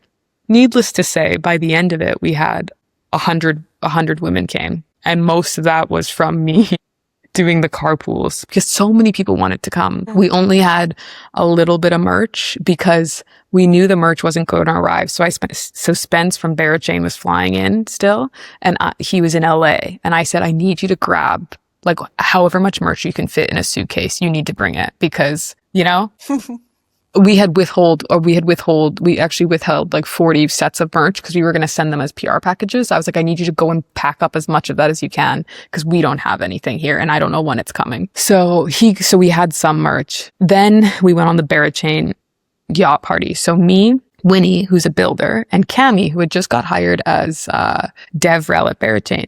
We knew that Barachain was having a yacht party. So a month before we were it's like, hey, I'm going to get we were like, should we get bikinis made? Because we're going to be on the yacht. Like, I want to be, is that not like life, like girl boss coded or not girl, like I want to match the occasion. I want to wear a bare bikini.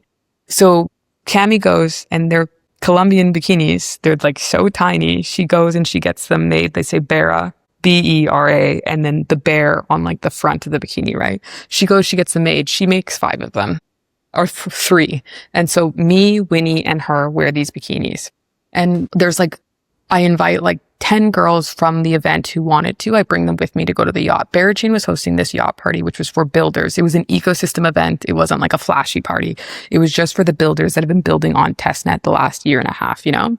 So there's me, there's about 10, 11 girls, me, Winnie, and Cami. We're in our little bikinis. We're in our yacht outfits. We're like, this is amazing. Like, this is so vibey. This is so aesthetic. I was like, I have to get some photos for the Instagram. I was like, Smokey, I need your bear head. He's like, what? You know, I was like, I need the bear head. Get the bear head. Do you have another bear head? You know, then Smokey didn't even really want to give me the bear head. I'm like, no, give me the bear head, right? I grab the bear head. We grab another bear head. And then we take mad photos. This is like the ittiest bitty thong bikini ever. And I'm like walking around taking these photos and there's just like 100 dudes. And I was like not confident. And this is actually the skinniest I've ever been, but I was not confident in my body. I'm like using the bear head to cover my butt because I'm like, oh my God, like everybody is just staring. But I was like, these photos are going to go, like, I'm thinking Tumblr vibes, like aesthetic, you know, like I Heart It, Visco, Tumblr, like this is the essence of the baddies, right? I'm like, us in this bear head on the yacht photo is going to go triple platinum on Instagram. Like this is for Instagram. This is perfect. We take all these photos. Then I beg Smokey, can we get on the jet ski? Please, we need to take photos in the bear head on the jet ski. We're like just doing circles around the boat, not even really riding the jet ski and taking these photos, right? I'm thinking these are going to go on Instagram. Amazing. Fantastic, right? This is the first time I met Cami as well. It's the first time I met Flo. It was obviously the first time I met a lot of baddies, but the event was a huge success. It was amazing. I finally got to get off my phone and we did hair and makeup. So what I wanted is I wanted a low stress event. So you could just come to the event. If you didn't want to talk to anybody, you didn't have to. I wanted to set everybody up for success. So it was like, and this had never been done in crypto before, like this type of event. And so it was like, if you have events during the day, in the evening, come to the baddie event and get ready, get your hair done, get your makeup done so you can feel your best and you can go to whatever. Like I was trying to make it as low, like who wants to go to a brunch when they have to wake up at 8 a.m. to get ready before they go to the brunch and they have a long day of events, right? What is actually going to bring women here? So I was like, come get ready here and then go do whatever you want to do, you know? Everybody felt so beautiful, so gorgeous. It was amazing. We had no merch, but whatever. It was beautiful. It was fantastic. Sorry, we're on the yacht. The yacht party's over. I'm obviously drunk because everything had gone well. Barabaddies had a drone show and it was like an amazing, like, you know, everybody got to kind of meet each other and like, you know, the Barabaddies ecosystem. Everybody had a fantastic time. I'm still homeless when I leave, but I'm a little drunk. My phone dies because obviously my phone has been perma-dead like all day and I've been using people's chargers, whatever. My phone literally was dead all night and I can't walk. And everybody is asking me, are you okay? And I am limping because my calves are in so much pain from walking 54 flights of stairs and walking 2 kilometers and, you know, being on my feet for the whole baddie event. So people are like, what is wrong with you? You know, like I'm limping so badly. Like I look so disheveled, like whatever. I'm like wiped. I'm dead. I get home and I open Twitter and like, I don't even know what, like I see that Cami posted the photos on Twitter. I was never expecting those photos. My intention was never for those photos to go on Twitter. Cami posted the photos of me, Winnie, and her on the jet ski. I get home and I see this photo. It has 800 likes already, like 300 bookmarks, you know, and then you start to see the comments and you're like, I start to feel really bad because I'm like, oh my God, like the last thing I want is for women to have any more hate or have anything directed towards them or to be. And then I felt terrible. I was like so nauseous. I was so anxious. But then I kind of had this epiphany, like as I'm fighting through the moments, I was like, what do I say? I was like, I don't even know. And I was like, whether I want to be in this conversation or not, like I'm not saying I didn't, but I had this epiphany in my head. The nature of the baddies is I am never going to be able to please everybody. The only people's minds that I'm going to be able to change are like the people who are willing to change their minds. And, you know, I am never going to please, like I'm a people pleaser. I have to come to terms with the fact that I cannot please everyone here and people are always going to be angry with me. And whether I want to be in this conversation or not, I'm in this conversation now and I have to stand up for the women that can't stand up for themselves or not can't, but like, you know, I have to say something. I can't ignore this conversation, even if I wanted, not that I wanted to, but you know what I mean? Like whatever. And then it started this whole conversation of, you know, there was this tweet. This is what spurred it. This girl said, does anybody think it's really gross that Barabaddies hired a marketing agency and paid women to go on a jet ski to promote their coin? then it started, people were writing like 10,000 think pieces about Barachain having a yacht party. And there was like this one guy, he wrote this huge long Twitter thread about it, like literally like this long. And it said, Barachain, Barachain hired pretty girls. And I was like, oh, so you think I'm pretty? Like, at least I'm not being amazing, right? But all week this is something Dubai is like known for, is having like escorts everywhere. And like, not that I'm being like the people online, but there was known events that people had where they had hired paid models to be there.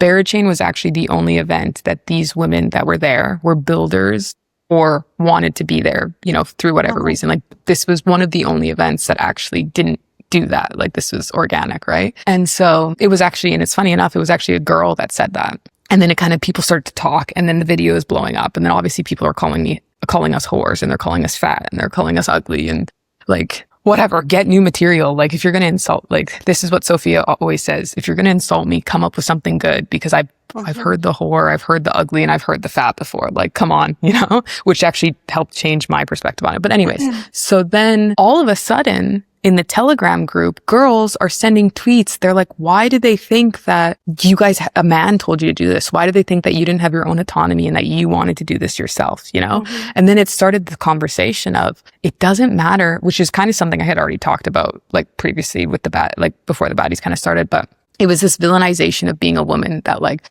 just because you're a woman in crypto, the men assume that you are selling yourself just to be here. Like, because you're openly a woman, that means that you want to use the fact that you're a woman to get further, kind of thing, right?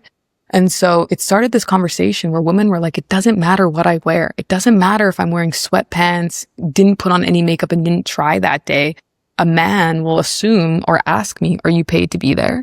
They'll ask me how much. They'll ask me if they can take me home. They assume that I was a paid, like someone paid me to be there. It doesn't matter whether they're devs, lawyers, founders, CEOs, investment bankers. This is a very common, and it spurred this conversation. So many of the girls are like, why do they think you don't have the autonomy? Like, I'm so tired of hearing this. And, I came out and I said, this is a conversation. This is a way I've been feeling in crypto for a long time, because I even stopped kind of showing my face online until the baddies again. It became this there was a stigma attached to being a woman in crypto, it felt like. And it felt like just because you were a woman, you were trying to sexualize yourself. And it's like, if you're a woman sexualizing yourself, all for you. I support baddies' rights. I support baddies' wrongs. I support baddies' gray areas. Like, I support a baddie could kill somebody and I would be their lawyer. I support and then in private, I tell them, hey, like, we probably shouldn't have done that. But public facing, I support it. I support everything. If you choose to sexualize yourself, that's your choice. But it's the assumption that every person is, every woman is,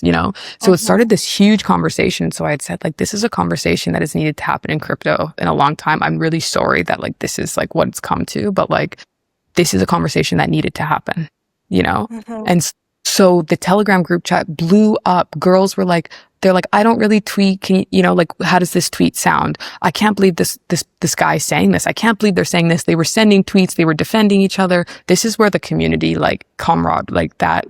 everybody came together. And that Telegram group chat that was never even supposed to be, I thought the Discord was going to be the place for everybody. That Telegram group chat that I created just to accidentally had now become this place where everybody was supporting each other, giving advice, telling stories of horror stories they've had in crypto, and it became this really beautiful place of support. And it really just flourished. And then from there, we made the shirt. And I tweeted, I said, ladies, worried that a man's going to take you seriously, worried that he thinks you have a brain at a crypto conference, and you're worried that someone's going to think, you're smart. Let him know you're just paid to be here. So we made a t-shirt called Paid to Be Here. And so that's where that came from. Yeah. And it was kind of like taking ownership back of the situation. Yeah, that's also something I really love about you, is every time something like that happens, you know how to bounce back and to take ownership back. And you're really good at marketing. I think it's important because a lot of people can be, can feel shy, and they're like, oh, why are they, insulting us? And it's not cool and blah, blah, blah. But you always answer back in a very ironic way. And I think it's very important because that way you show that you don't care. And actually you show that, yeah, you can hate on us, but the more you hate, the more it benefits us too. And something that I also do love and that I think a lot of guys and some girls probably don't understand is like Barabaddies is for the girls. And even like, I'm sure that even the pictures that you took in the bikini and, you know, they were for your Instagram at first. They were made for the girls. You're not They like, weren't. I feel like people think that a girl, if you don't wear a t-shirt or if you have like revealing clothes, you're sexualizing yourself and you're looking for attention. One, there's nothing bad if you decide to sexualize yourself as long as it's not a like man behind you. And also I feel like they're just scared that you take more attention than them. Well, that's the That's, I thing. think, Is mm, kind of what happened after Dubai is we realized, like, I really realized, like, some women don't like crop tops, some women don't like bikinis, you know, and like, I want to create a space where you can embrace your femininity, whatever that is, whether you are more corporate outfits, maybe you're more conservative, you know, maybe you're Muslim or you're Catholic and you wear a hijab and you wear a burkini, you know, we wanted to create something that was like accessible for any type of woman, and that however you choose to express yourself and express your femininity, you're allowed to do that without being sexualized. You're allowed to express yourself. There is no one type of baddie, you know, and it's mhm, like, it's always been for the girls. And that's what I've said is if the guys don't like it, I don't care, you know, like, mhm, but one thing we have always tried to do is, this is my viewpoint, and this is something that I've learned from like politics and life, is if you alienate people and you isolate people, they won't even listen to you anymore. So I never made the baddies about men are terrible to us. And I'm not saying there's anything wrong with that, but like I never made it about the men. I made it about the mhm, women and how we feel, so that men that were maybe on the fence didn't feel like, not that we are for the men, but I just mean I didn't want them to trigger and shut us down and not even hear us out, right? But because through so much like time, like even in Dubai, I started to read comments, and some of the most degenerate dudes that I would never expect to have my back or like a woman's back were in there fighting in the comments saying, why do you think that? Because Barricane had a very degenerate meme going. You know, they had the typical kind of scary community. And a lot of those mhm, people in that community actually were our biggest supporters. And I think a big reason of that is because they, just by being exposed to it, they realized what was wrong with it, but they weren't being like forced into believing it, if that makes sense. Like they weren't like mhm, feeling attacked. They got to experience it. And I'm not saying that we should cater to men's feelings. I don't mean it like that. So please don't anybody take that out of context. I just mean like we had to kind of meet people where they are in order to change their mind. And I think that was something that was like, so many men are the biggest defenders of the baddies now. And that's like, even just through dudes like hanging around them. I've had guys that like, they're like, some guys also have never had a baddie in their life. They've never seen how a girl, like, you know, some guys don't have sisters. They don't have girlfriend, like friends that are girls. They mhm, don't realize like how men talk to girls. So even just us hanging around some dudes in crypto and them seeing dudes staring at us or dudes being creepy, they are like, is this how guys like, you know what I mean? Like if for mhm. guys are like logical thinkers, right? So I feel like if it's not something they're exposed to, it's hard for them. It's hard for them to put themselves in the shoes of somebody else. Cause Yeah. it's like, if they haven't experienced in life, it doesn't really exist kind of thing. Okay. I don't Mhm, mean it like, please don't take these out of context, but so it's kind of like through this, a lot of the men, like, yeah, in that moment were defenders. And I never thought in a million years that most of those people would ever defend me, because I've seen what they've said about women online. And a lot of people, it changed a lot of people's minds, and it started a mhm, conversation in crypto that like needed to happen. And so that was like, so now we've wrapped up the origin. And then we got all the merch. This is just the end of Dubai. Then we got all the merch. I had to pick it up on the side of the road out of a truck and Uber, like a giant Mercedes van, get the Uber to pull over on the side of the road and unload the merch. And then Barricane had an event that they let me. I told all the girls, come to the Barricane event and you can get your merch there. And the restaurant staff were like, oh my God, can I have one? Can I take this home for my girlfriend? Like regular people were like, I need this merch. And that's mhm. something that like, doesn't matter where we go, when we wear the t-shirts, so many girls are like, oh my God, it's so cute. Where'd I get it? And then we tell them about the baddie community, and everybody wants to be a part of it. I just have to talk to them. Once I talk to people, everybody loves it, but it's hard to explain. And so Mhm. that jet ski photo, that's been one of the like harder things for us, is because over time, there's a lot of people, I know there's lots of people who have different perceptions, and lots of people have assumed that we are that's what started people thinking that we are hired by Berachain, we're paid by Berachain, we're $1 billion company, and we're just, selling sex, essentially. We're just trying to sell women to promote Berachain. And that was never like our ethos. So that's always been something we've had to like kind of fight against. But for us, some of our biggest haters have been women. And I kind of think that comes from, and I don't know, Jesse, maybe you've been there, but I feel like we say everyone's a baddie, you just don't know it yet, because it's kind of like the color pink. Every girl loves pink. And then at some point in your life, you start to hate it. And then I don't know why you start to hate it, but then you start to love it again. It's like hating the baddies is almost like a rejection.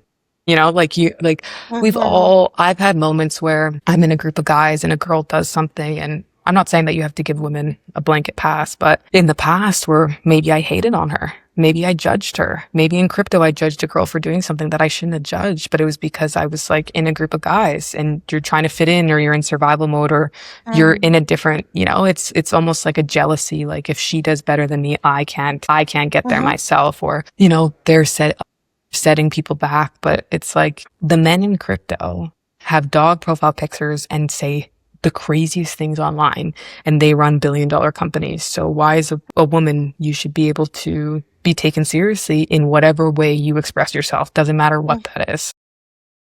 Yeah, no, I totally agree with that. And I think there's a lot like patriarchy is not only in like men. It's only like there's also a lot of women that like are brainwashed to think like that. And as you say, it's also a male dominated space, and maybe they have friends that are guys and they want to fit in and they want to look smarter. But the thing is, like, it's not because you're girly and a baddie that you're stupid and you don't know what you're doing. And I feel like this is the way to change things, right? You have to go to the extreme and to show the hyper femininity, Yes. that side that we don't necessarily show, in order to change things. Otherwise, it's always going to be the same. And that's why I love the Barabaddies, because I feel like we have to shock them. You have to Yeah. shock people. So it becomes like the new normal. I don't know if that Yeah. makes any sense, but yeah. Well, it's like, I'm sure we've all seen a video that we're like, oh, well, maybe that was cringe. I can't believe she did that. Like, this is embarrassing. But then it's like, wait, why am I thinking that? That's Mm-hmm. something that I've, yeah. And we always, I don't even know, like, for example, sorry, but I also have wanted the women to like be put in a place where you can feel your best self, kind of like what I told you, where I didn't feel anxiety anymore. And when I realized that like these Mm-hmm. other stressors in my brain, I was put in a position to be my best self. Every event, we always try and like, how can we make all the women here feel their best self? And like, Mm-hmm. whether it's finding a friend, finding a job, just like exploring a passion, how can they do that? But sorry to the haters, is I know we'll get to the MTV video and everything. The Baddie Villa in Thailand, in 2024 was this is like the game changer. But what's really funny about that is Percat told me when she got there, she said that she was the biggest baddie hater. Per cat. Yeah, she said, I'm really happy, like, a couple days in, she said, I'm really happy that I came here and gave you a chance, because I absolutely hated you. I thought you were a whore. I thought that like you were just like cringe and like doing all this stuff. And she's like, I've done a lot of work with my therapist.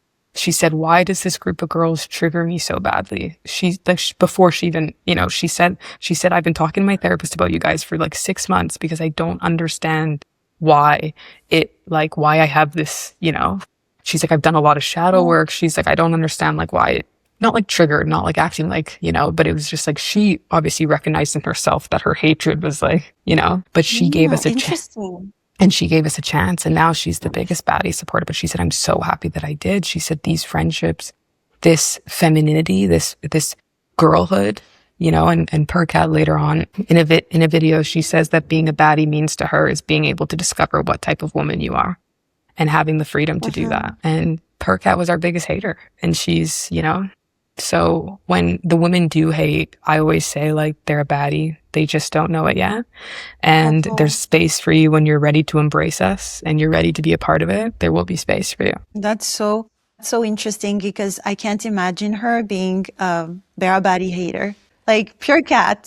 For me, she's the most like open-minded girly, but maybe she's changed. I met her for the first time last year, so I don't know. It's so Yeah. crazy. And I'm sure there's so many other, Wow. like, I'm sure there's so many other women that, But also, like what you're saying is, I'm a very shy girl, and the first time I met you was at Eat Denver 25. I don't know if you remember, but I was there somewhere. I was jet lagged. And I do I remember was like actually. feeling really nice at the event. Like I felt like everyone belonged and like all the baddies were so nice and I felt like being home. It's like you're at the event, but like everyone's so cool and no one's judging you and it's very chill. You can just sit somewhere if you don't want to talk with anyone. And I felt like they was super nice, like honestly. The baddies, that's the thing, the baddies feels like home. And the baddies, I didn't even recognize, until being in the group chat and talking to, I didn't even recognize that something like, different things, but being surrounded by so many women I didn't even recognize there was like a hole in me that needed to be filled, that was filled by the baddies. And like, it's a place where something we really realized in the villa was like a gender studies class. It was crazy, but the villa was like, the first day or two of the villa, I walked in and, there's a girl dancing in the mirror. Everybody's like in a bikini or in a bra or like whether we realize it or not, whether we pretend to ignore it or not, when there's men around, you feel like you have to perform in some way, whether that's a guy walks in the room and you sit your shoulders up, whether it's a fear of being judged, whether it's a subconscious want to be attracted to them, whether it's just like, is you aren't necessarily like letting go, if that makes sense. And I know that like some people say, well, I feel more comfortable around men, but it's like, I don't really think until you've been in that baddie villa and you're surrounded, like there's stuff about myself that I realized by being surrounded by a group of women. And it was just like every day it was, you'd walk in and someone would be like, oh my God, I love your bikini. Oh my God, your hair looks so good today. Oh, your makeup looks nicer.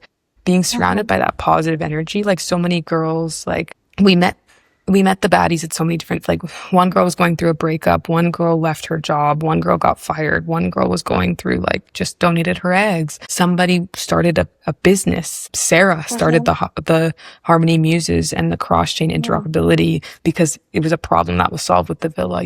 So many people it was just so many different seasons of life, like, and so many women from ages 18 to like 40.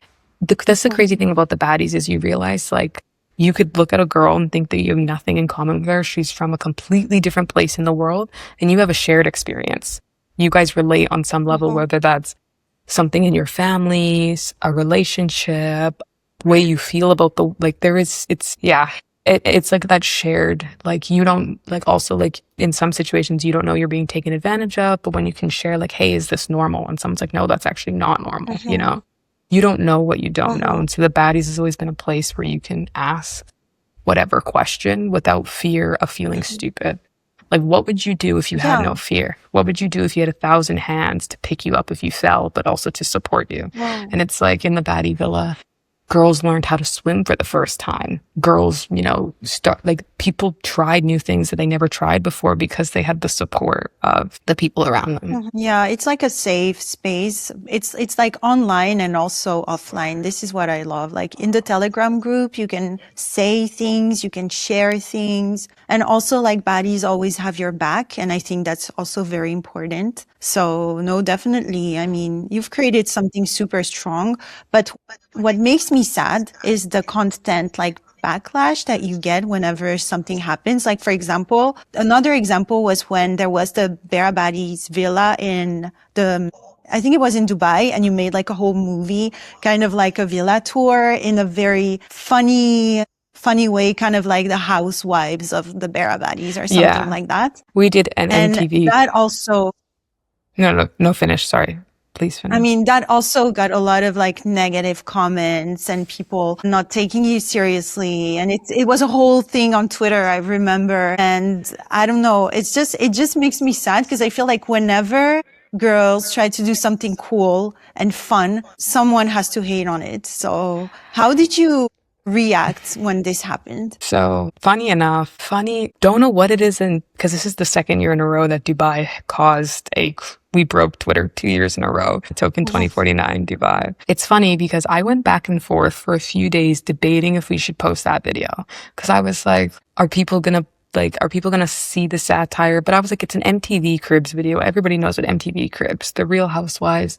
We even added a disclaimer that says everything in this video is satire. And I asked a few people we should post it. Like, technically it was supposed to be posted 5 days sooner. Like it. So actually, sorry, before we go to this event, I want to mention something. So after Barachain launched, right, there was a lot of, like, we had a 60,000 person live stream, and people like Martin Shkreli, Kyle, and was it Suzu? I don't even know. Like, so many people were hating on us, and we were doing a 24-hour live stream to help onboard people to Barachain. Like, people were, again, visibly angry and mean to us, whatever. Obviously, when Barachain didn't do once Barachain launched for me, it was weird because I never wanted to, like, I've always said the nice thing about Barachain being in testnet is I was like, I never want to sell anything to the women. I don't want to just put a product in front of them because we're being paid to, at least for testnet, it's like everybody's getting a financial advantage because they're learning about Barachain. But I was like, I don't want to be a thinly veiled shill. Like, I want the women to explore things because they want to explore it. But I don't want to be forced to just teach them about Barachain because, But after Barachain launched and things like didn't do so well, I also felt weird because everybody assumed that we were Barachain, and we had this like weird like power almost where any action that we did directly or negatively impacted Barachain. Like, for example, in Korea, they like hate us in Korea. Like, they hated Barachain in Korea because of the baddies, because they were like, you guys pay for these women, and like men are very unequal in Korea and all this kind of stuff, right? So like they deal with like I deal with the issues of people thinking I'm Barachain and people like different issues, but they deal with people it felt really weird to me to have such a huge influence on a $3 billion company, and also $3 billion of people's money. These are people that I see all the time. Like, people would ask me questions about Barachain, and I would be very tight-lipped before it launched because I never know what they're going to use to inform their financial decisions, right? And so originally we were always going to take different sponsors. We were going to branch out. But when Barachain launched and it wasn't doing so well, it's like I felt like I had like an ethical responsibility to not do anything that could like if we partnered with somebody, lots of majority of people would assume Barachain was partnering with somebody. Like, and that affects, what if the market tanks? What if the token tanks? That's like people's money, like I just felt like because we have this huge impact on this brand that's not ours, we have a responsibility or an obligation, not like a crazy, I'm not saying it affected everything, but it was just like in terms of sponsorships and what we promoted, it was like, that was something that I, didn't really want, like, I didn't want to have a negative financial impact on anything, right? And so we were really trying to like educate people and help people with the test net, and that was never supposed to be forever, right? Sorry, so this is just a little bit of context. So people, anytime anything went wrong with Barachain, they blamed it on us. Baddies got an airdrop. I didn't even know that Barachain was going to airdrop the baddies. I had no clue. And everybody who didn't get an airdrop blamed the baddies, and they said because the baddies got money, it means I didn't. Like, people use the baddies as a scapegoat. They say because of the baddies, I didn't get this. But it's like, just because this happened to us doesn't mean that, whatever they use as a scapegoat. So Dubai happened, and we were really, really originally supposed to post the video like 5 days sooner, but I was waffling for so long because I was like, what if people think it's real, but I was like, no, MTV Cribs is so popular that like, there's no way that people will think it's real. And so,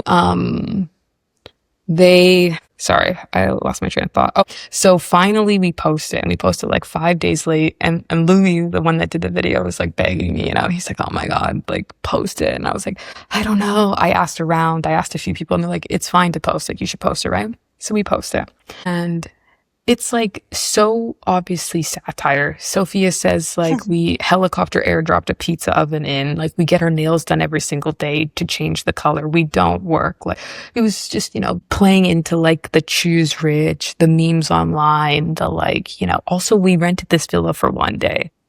Sophia's like the cashmere robes. We spent $5 on those robes. The rugs we lug around and are dirty that we've been lugging around for 6 months across the country. Like none of this is real, And so we post the video, and I remember so we posted on like the Monday morning or something, or Sunday. Can't remember. But we're the night before we get on a flight, we had to fly to Toronto. It was a 14-hour flight. Me and Louis were talking about like, because the video was like blowing up a little bit, right? And video where they're like on the Burj Khalifa or something, and it went viral, and we're like, oh, that has 1 million impressions. And I was like, I don't think we'll get 1 million impressions. And Louis like, I want this video to like be, you know, the best one that came out. And I was like, I don't know, whatever, right? So we get on a plane.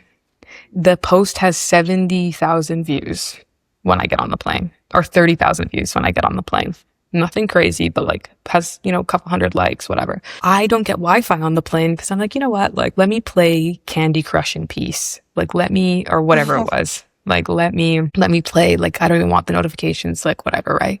I stay awake the whole flight and I keep thinking I should buy Wi-Fi, but I'm like, I won't. The plane lands 14 hours later. The first thing I see on my phone is a message from Smokey saying, hey, I think you want to put out like some communication that tweet is satire. I don't think people are understanding it as satire. And I'm like, what is he talking about? Like, I don't think it's that serious. I opened Twitter and I'm like, my God, the tweet has 700,000 views. People that are commenting, quote, tweeting the tweet themselves are getting 1 million to 2 million views. Tweets about us that don't even mention the tweet are getting 400,000 views. Literally, every time I refreshed my Twitter feed, there was 30 new posts about this post. And I was like, I didn't even know what to do. I was like, oh my God. Message him, I was like, it's obviously satirical, right? So then there was so many tweets like calling us tone deaf because so Berachain had Boyco, which is before it launched, they had pre-deposits where you could deposit liquidity into the chain, and they generated 3 billion of that. The day after we posted the tweet was the day that the Boyco unlocked. So people were like, everybody on Berachain is down bad, and the baddies, like, you know, like even Smokey like posted a tweet saying like, you know, like it was bad timing, blah, blah, blah, you know, like Smokey's made a lot of tweets about us because he has to put out columns about it. But, I was like, oh my God, you know, like, and it started by like, I guess this one girl said that we were unethical, we're a disgrace to women. And then lots of the guys were like, I can't believe, you know, Berachain paid for these cheap whores. Like, I can't believe that, like, a lot of the tweets were like, I can't believe Berachain, you know, like blaming Berachain. Then there was women hating on us. They're like, they're a disgrace to the space. They make it harder for all women. And then it just became this huge, huge thing. And then I was feeling so bad because then Sophia became a meme. They were posting just photos of her face and captions online. It was crazy. And usually in crypto, it's like a 24-hour, like usually a meme lasts for 24, 48 hours. 4 days later, people were posting about this and it was still getting, people were making, I don't have anything to say about the Barabaddies, but here's my tweet about it. That was getting 100 and 200 likes. It was crazy. And I responded to people. I responded to that girl. I said, hey, like if you want, I would love to like explain to you what the Baddies is. Like, you know, very respectful. You know, there's a place for you in the community, blah, blah, blah, blah, blah, blah, blah, blah. Right? And it was one of those things that like, but yeah, so then I messaged Louis. I was like, we need to post the other video because our original plan for Dubai was this. We wanted to interview all of the Baddies and ask you, what does it mean to be a baddie? We wanted to have this emotional, like, really trying to capture the essence of what the baddies are and how it makes people feel. So this was going to be the main video. And I was like, we need to post that video like now. This video needs to come out. So then I like responded to people, but I didn't really make like a big tweet yet because I just felt like that video spoke for itself. So then, you know, Louis working 24 hours trying to get this video done right away. And then we posted it, you know, and I was like, what does it mean to be a baddie? And I was like, this is what you're hating on. Like there was 300, like, we had 500 women actually come through that day. You know, founders, developers, people new to crypto. Yeah, that video was just fun. But like we did a workshop, we did a 2-hour workshop on crypto, and every single person that was there was ready to be onboarded to Para and onboarded to Berachain. We had like, that villa was actually really, really amazing. It was really beautiful. Like it was a very amazing experience. But there was 500 of almost all the different types of women you can find in the space. And people, you know, and it was one of those things that it's like, if you watch that video and you are so quick to believe that what we're saying is true, what does that say about your perception of women? Like it was like a satirical way of like challenging these things where they say like women, like they're just, you know, like if you were so quick to believe that video and if you were so quick to jump down our throats about that video, that says more about how you view it than it does us. And so then we made one of the baddies, I think it was Diana, was like, you guys should make a t-shirt that says unethical, whatever that means. And I was like, that's an amazing idea. So within 48 hours of the tweet going viral, we created a t-shirt that said unethical, whatever that means. We sourced it. We got I Heart Baddies t-shirts made. We did a photo shoot. We coded a website and we got it up and we made a t-shirt that says unethical, whatever that means. I remember that time. And I remember also all the girls doing like a unethical morning routine, the videos. I made one. Also, Vanna did one. That was really fun as well. And I remember the t-shirts. That was crazy. And then in like 48 hours, you had your web shop that was live. Yeah. Or something like that. Within 48 hours, we did it.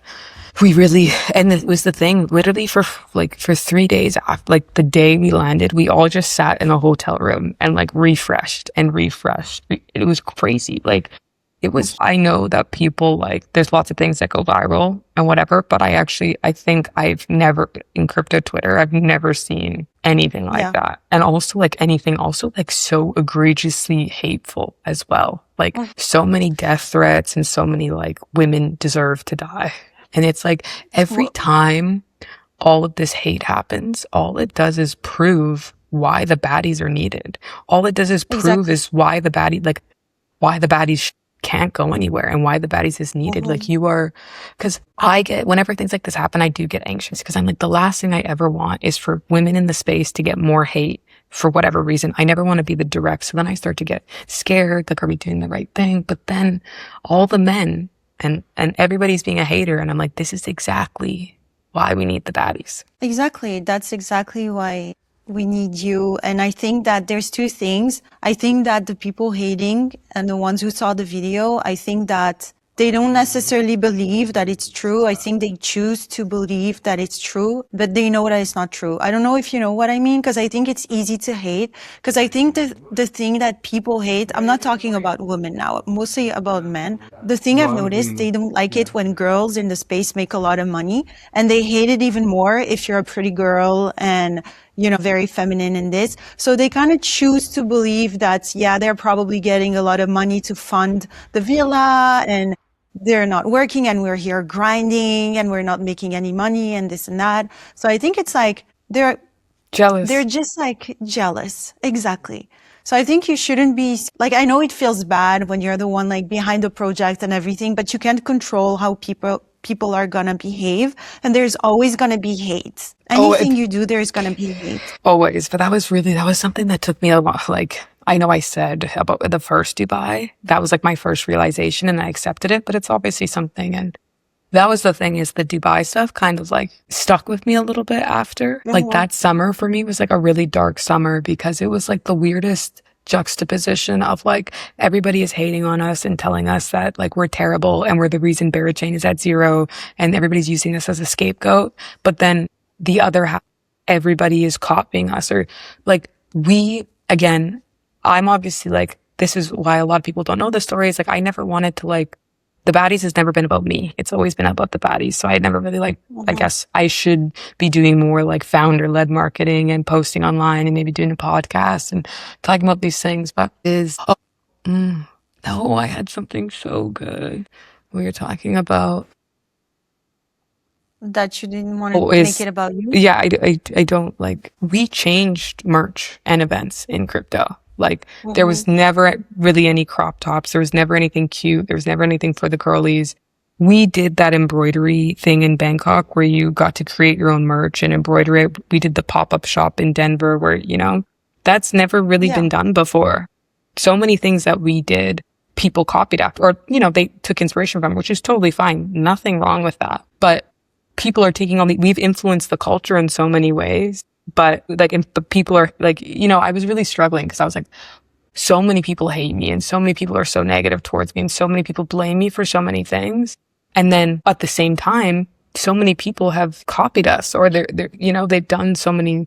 So it's like, I was really like kind of struggling in the summer where like the hate had really gotten to me and I was feeling so negative and I was turning into a hater. Like I never like talking bad about people or like being super negative and having negative energy. And I had like mad negative energy. Yeah. So But yeah, I think like people are jealous. I think like this is what I believe.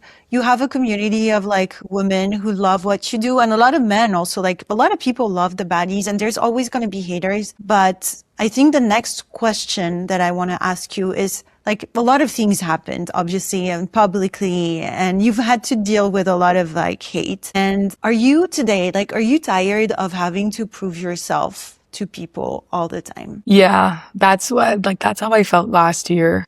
Definitely. And I also had this weird, like, whereas like I had a seat at the table where we had a lot of power and we had a lot of influence, but at the same time, like in Singapore last year, we had an investor, like maybe a new investor to kind of inject money into the baddies, right? And he was around us for like a couple weeks. And I remember him one day he's like, does that always happen to you? I was like, what? He's like, did people always come up to you and give you ideas and tell you how they think you should run your business? And I was like, yeah, all the time. He's like, if anybody ever did that to me, I would be so offended. And that changed his perspective of like women and how women are treated, because it was like, yeah, like actually the guys, like unless it's solicited, guys don't just go up to guys and say that, you know, like obviously a lot of people were coming from a good place of like loving what the baddies were doing and they were enthusiastic, but there was a lot of people trying to control me and a lot of people that like, I could never please everybody, you know? Like even, you know, there was always somebody angry at me and there was always somebody mad at me and there was always somebody that was telling me that I should do better and that I need to be better. And I think I internalized a lot of that last year. And, you know, obviously I think that's a really interesting question. And I think I need to like reflect on that question, because do I still feel that way?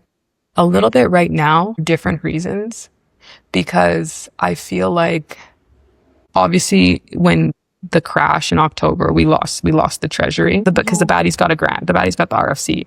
And that was never supposed to be a forever thing anyways. We obviously couldn't sell the RFC because if we were to sell it, people would say we're rugging. It would affect Berachain. Again, there was financial obligations, so we could never sell all of it anyways. And then obviously Berachain went down and that money's worth was dwindling. But whatever was left of it, like value-wise, we lost when Berachain went from like, I don't know, was it $3 to 60 cents in 3 minutes? We lost everything, you know? And so I think right now I'm tired in the sense that I feel like I have to prove myself again. I feel like I have to like restart, or not restart, but this is something that I just think is so beautiful, is talking to you, talking to other baddies, is all it does is like build me up again. And it reminds me like, you know, it's being around the baddies is like fuel. Talking to the baddies, being in the baddies, it's like fuel. It's like I don't have to prove myself to the baddies, you know? And like that's something that, but yeah, it is one of those things. Like I feel like when people talk about a lot of stuff, and it's not like I'm looking for recognition in any way, people don't mention us. Like, and it's not because we don't have clout or it's not because of that, but it's like maybe people don't know where certain things originated, or people like don't know, you know, but it does feel like, yeah, like I'm not taken seriously. But yeah, totally. Yeah. Like the best opportunities have always come from the women in the community, you know, like all the speaker positions I've gotten on panels, you know, like those have been done by the other women, but like there's tons of panels that are focused on women and focused on the growth and the culture that I've never, and I'm not saying that I should be in any way, but I've never been considered or invited, or like, you know, I do think some people look at us like juvenile almost, but it's because they judge by the hyper femininity that we push, right? Yeah. But I think that it will always be, I mean, for now, it's going to be like that. Like if your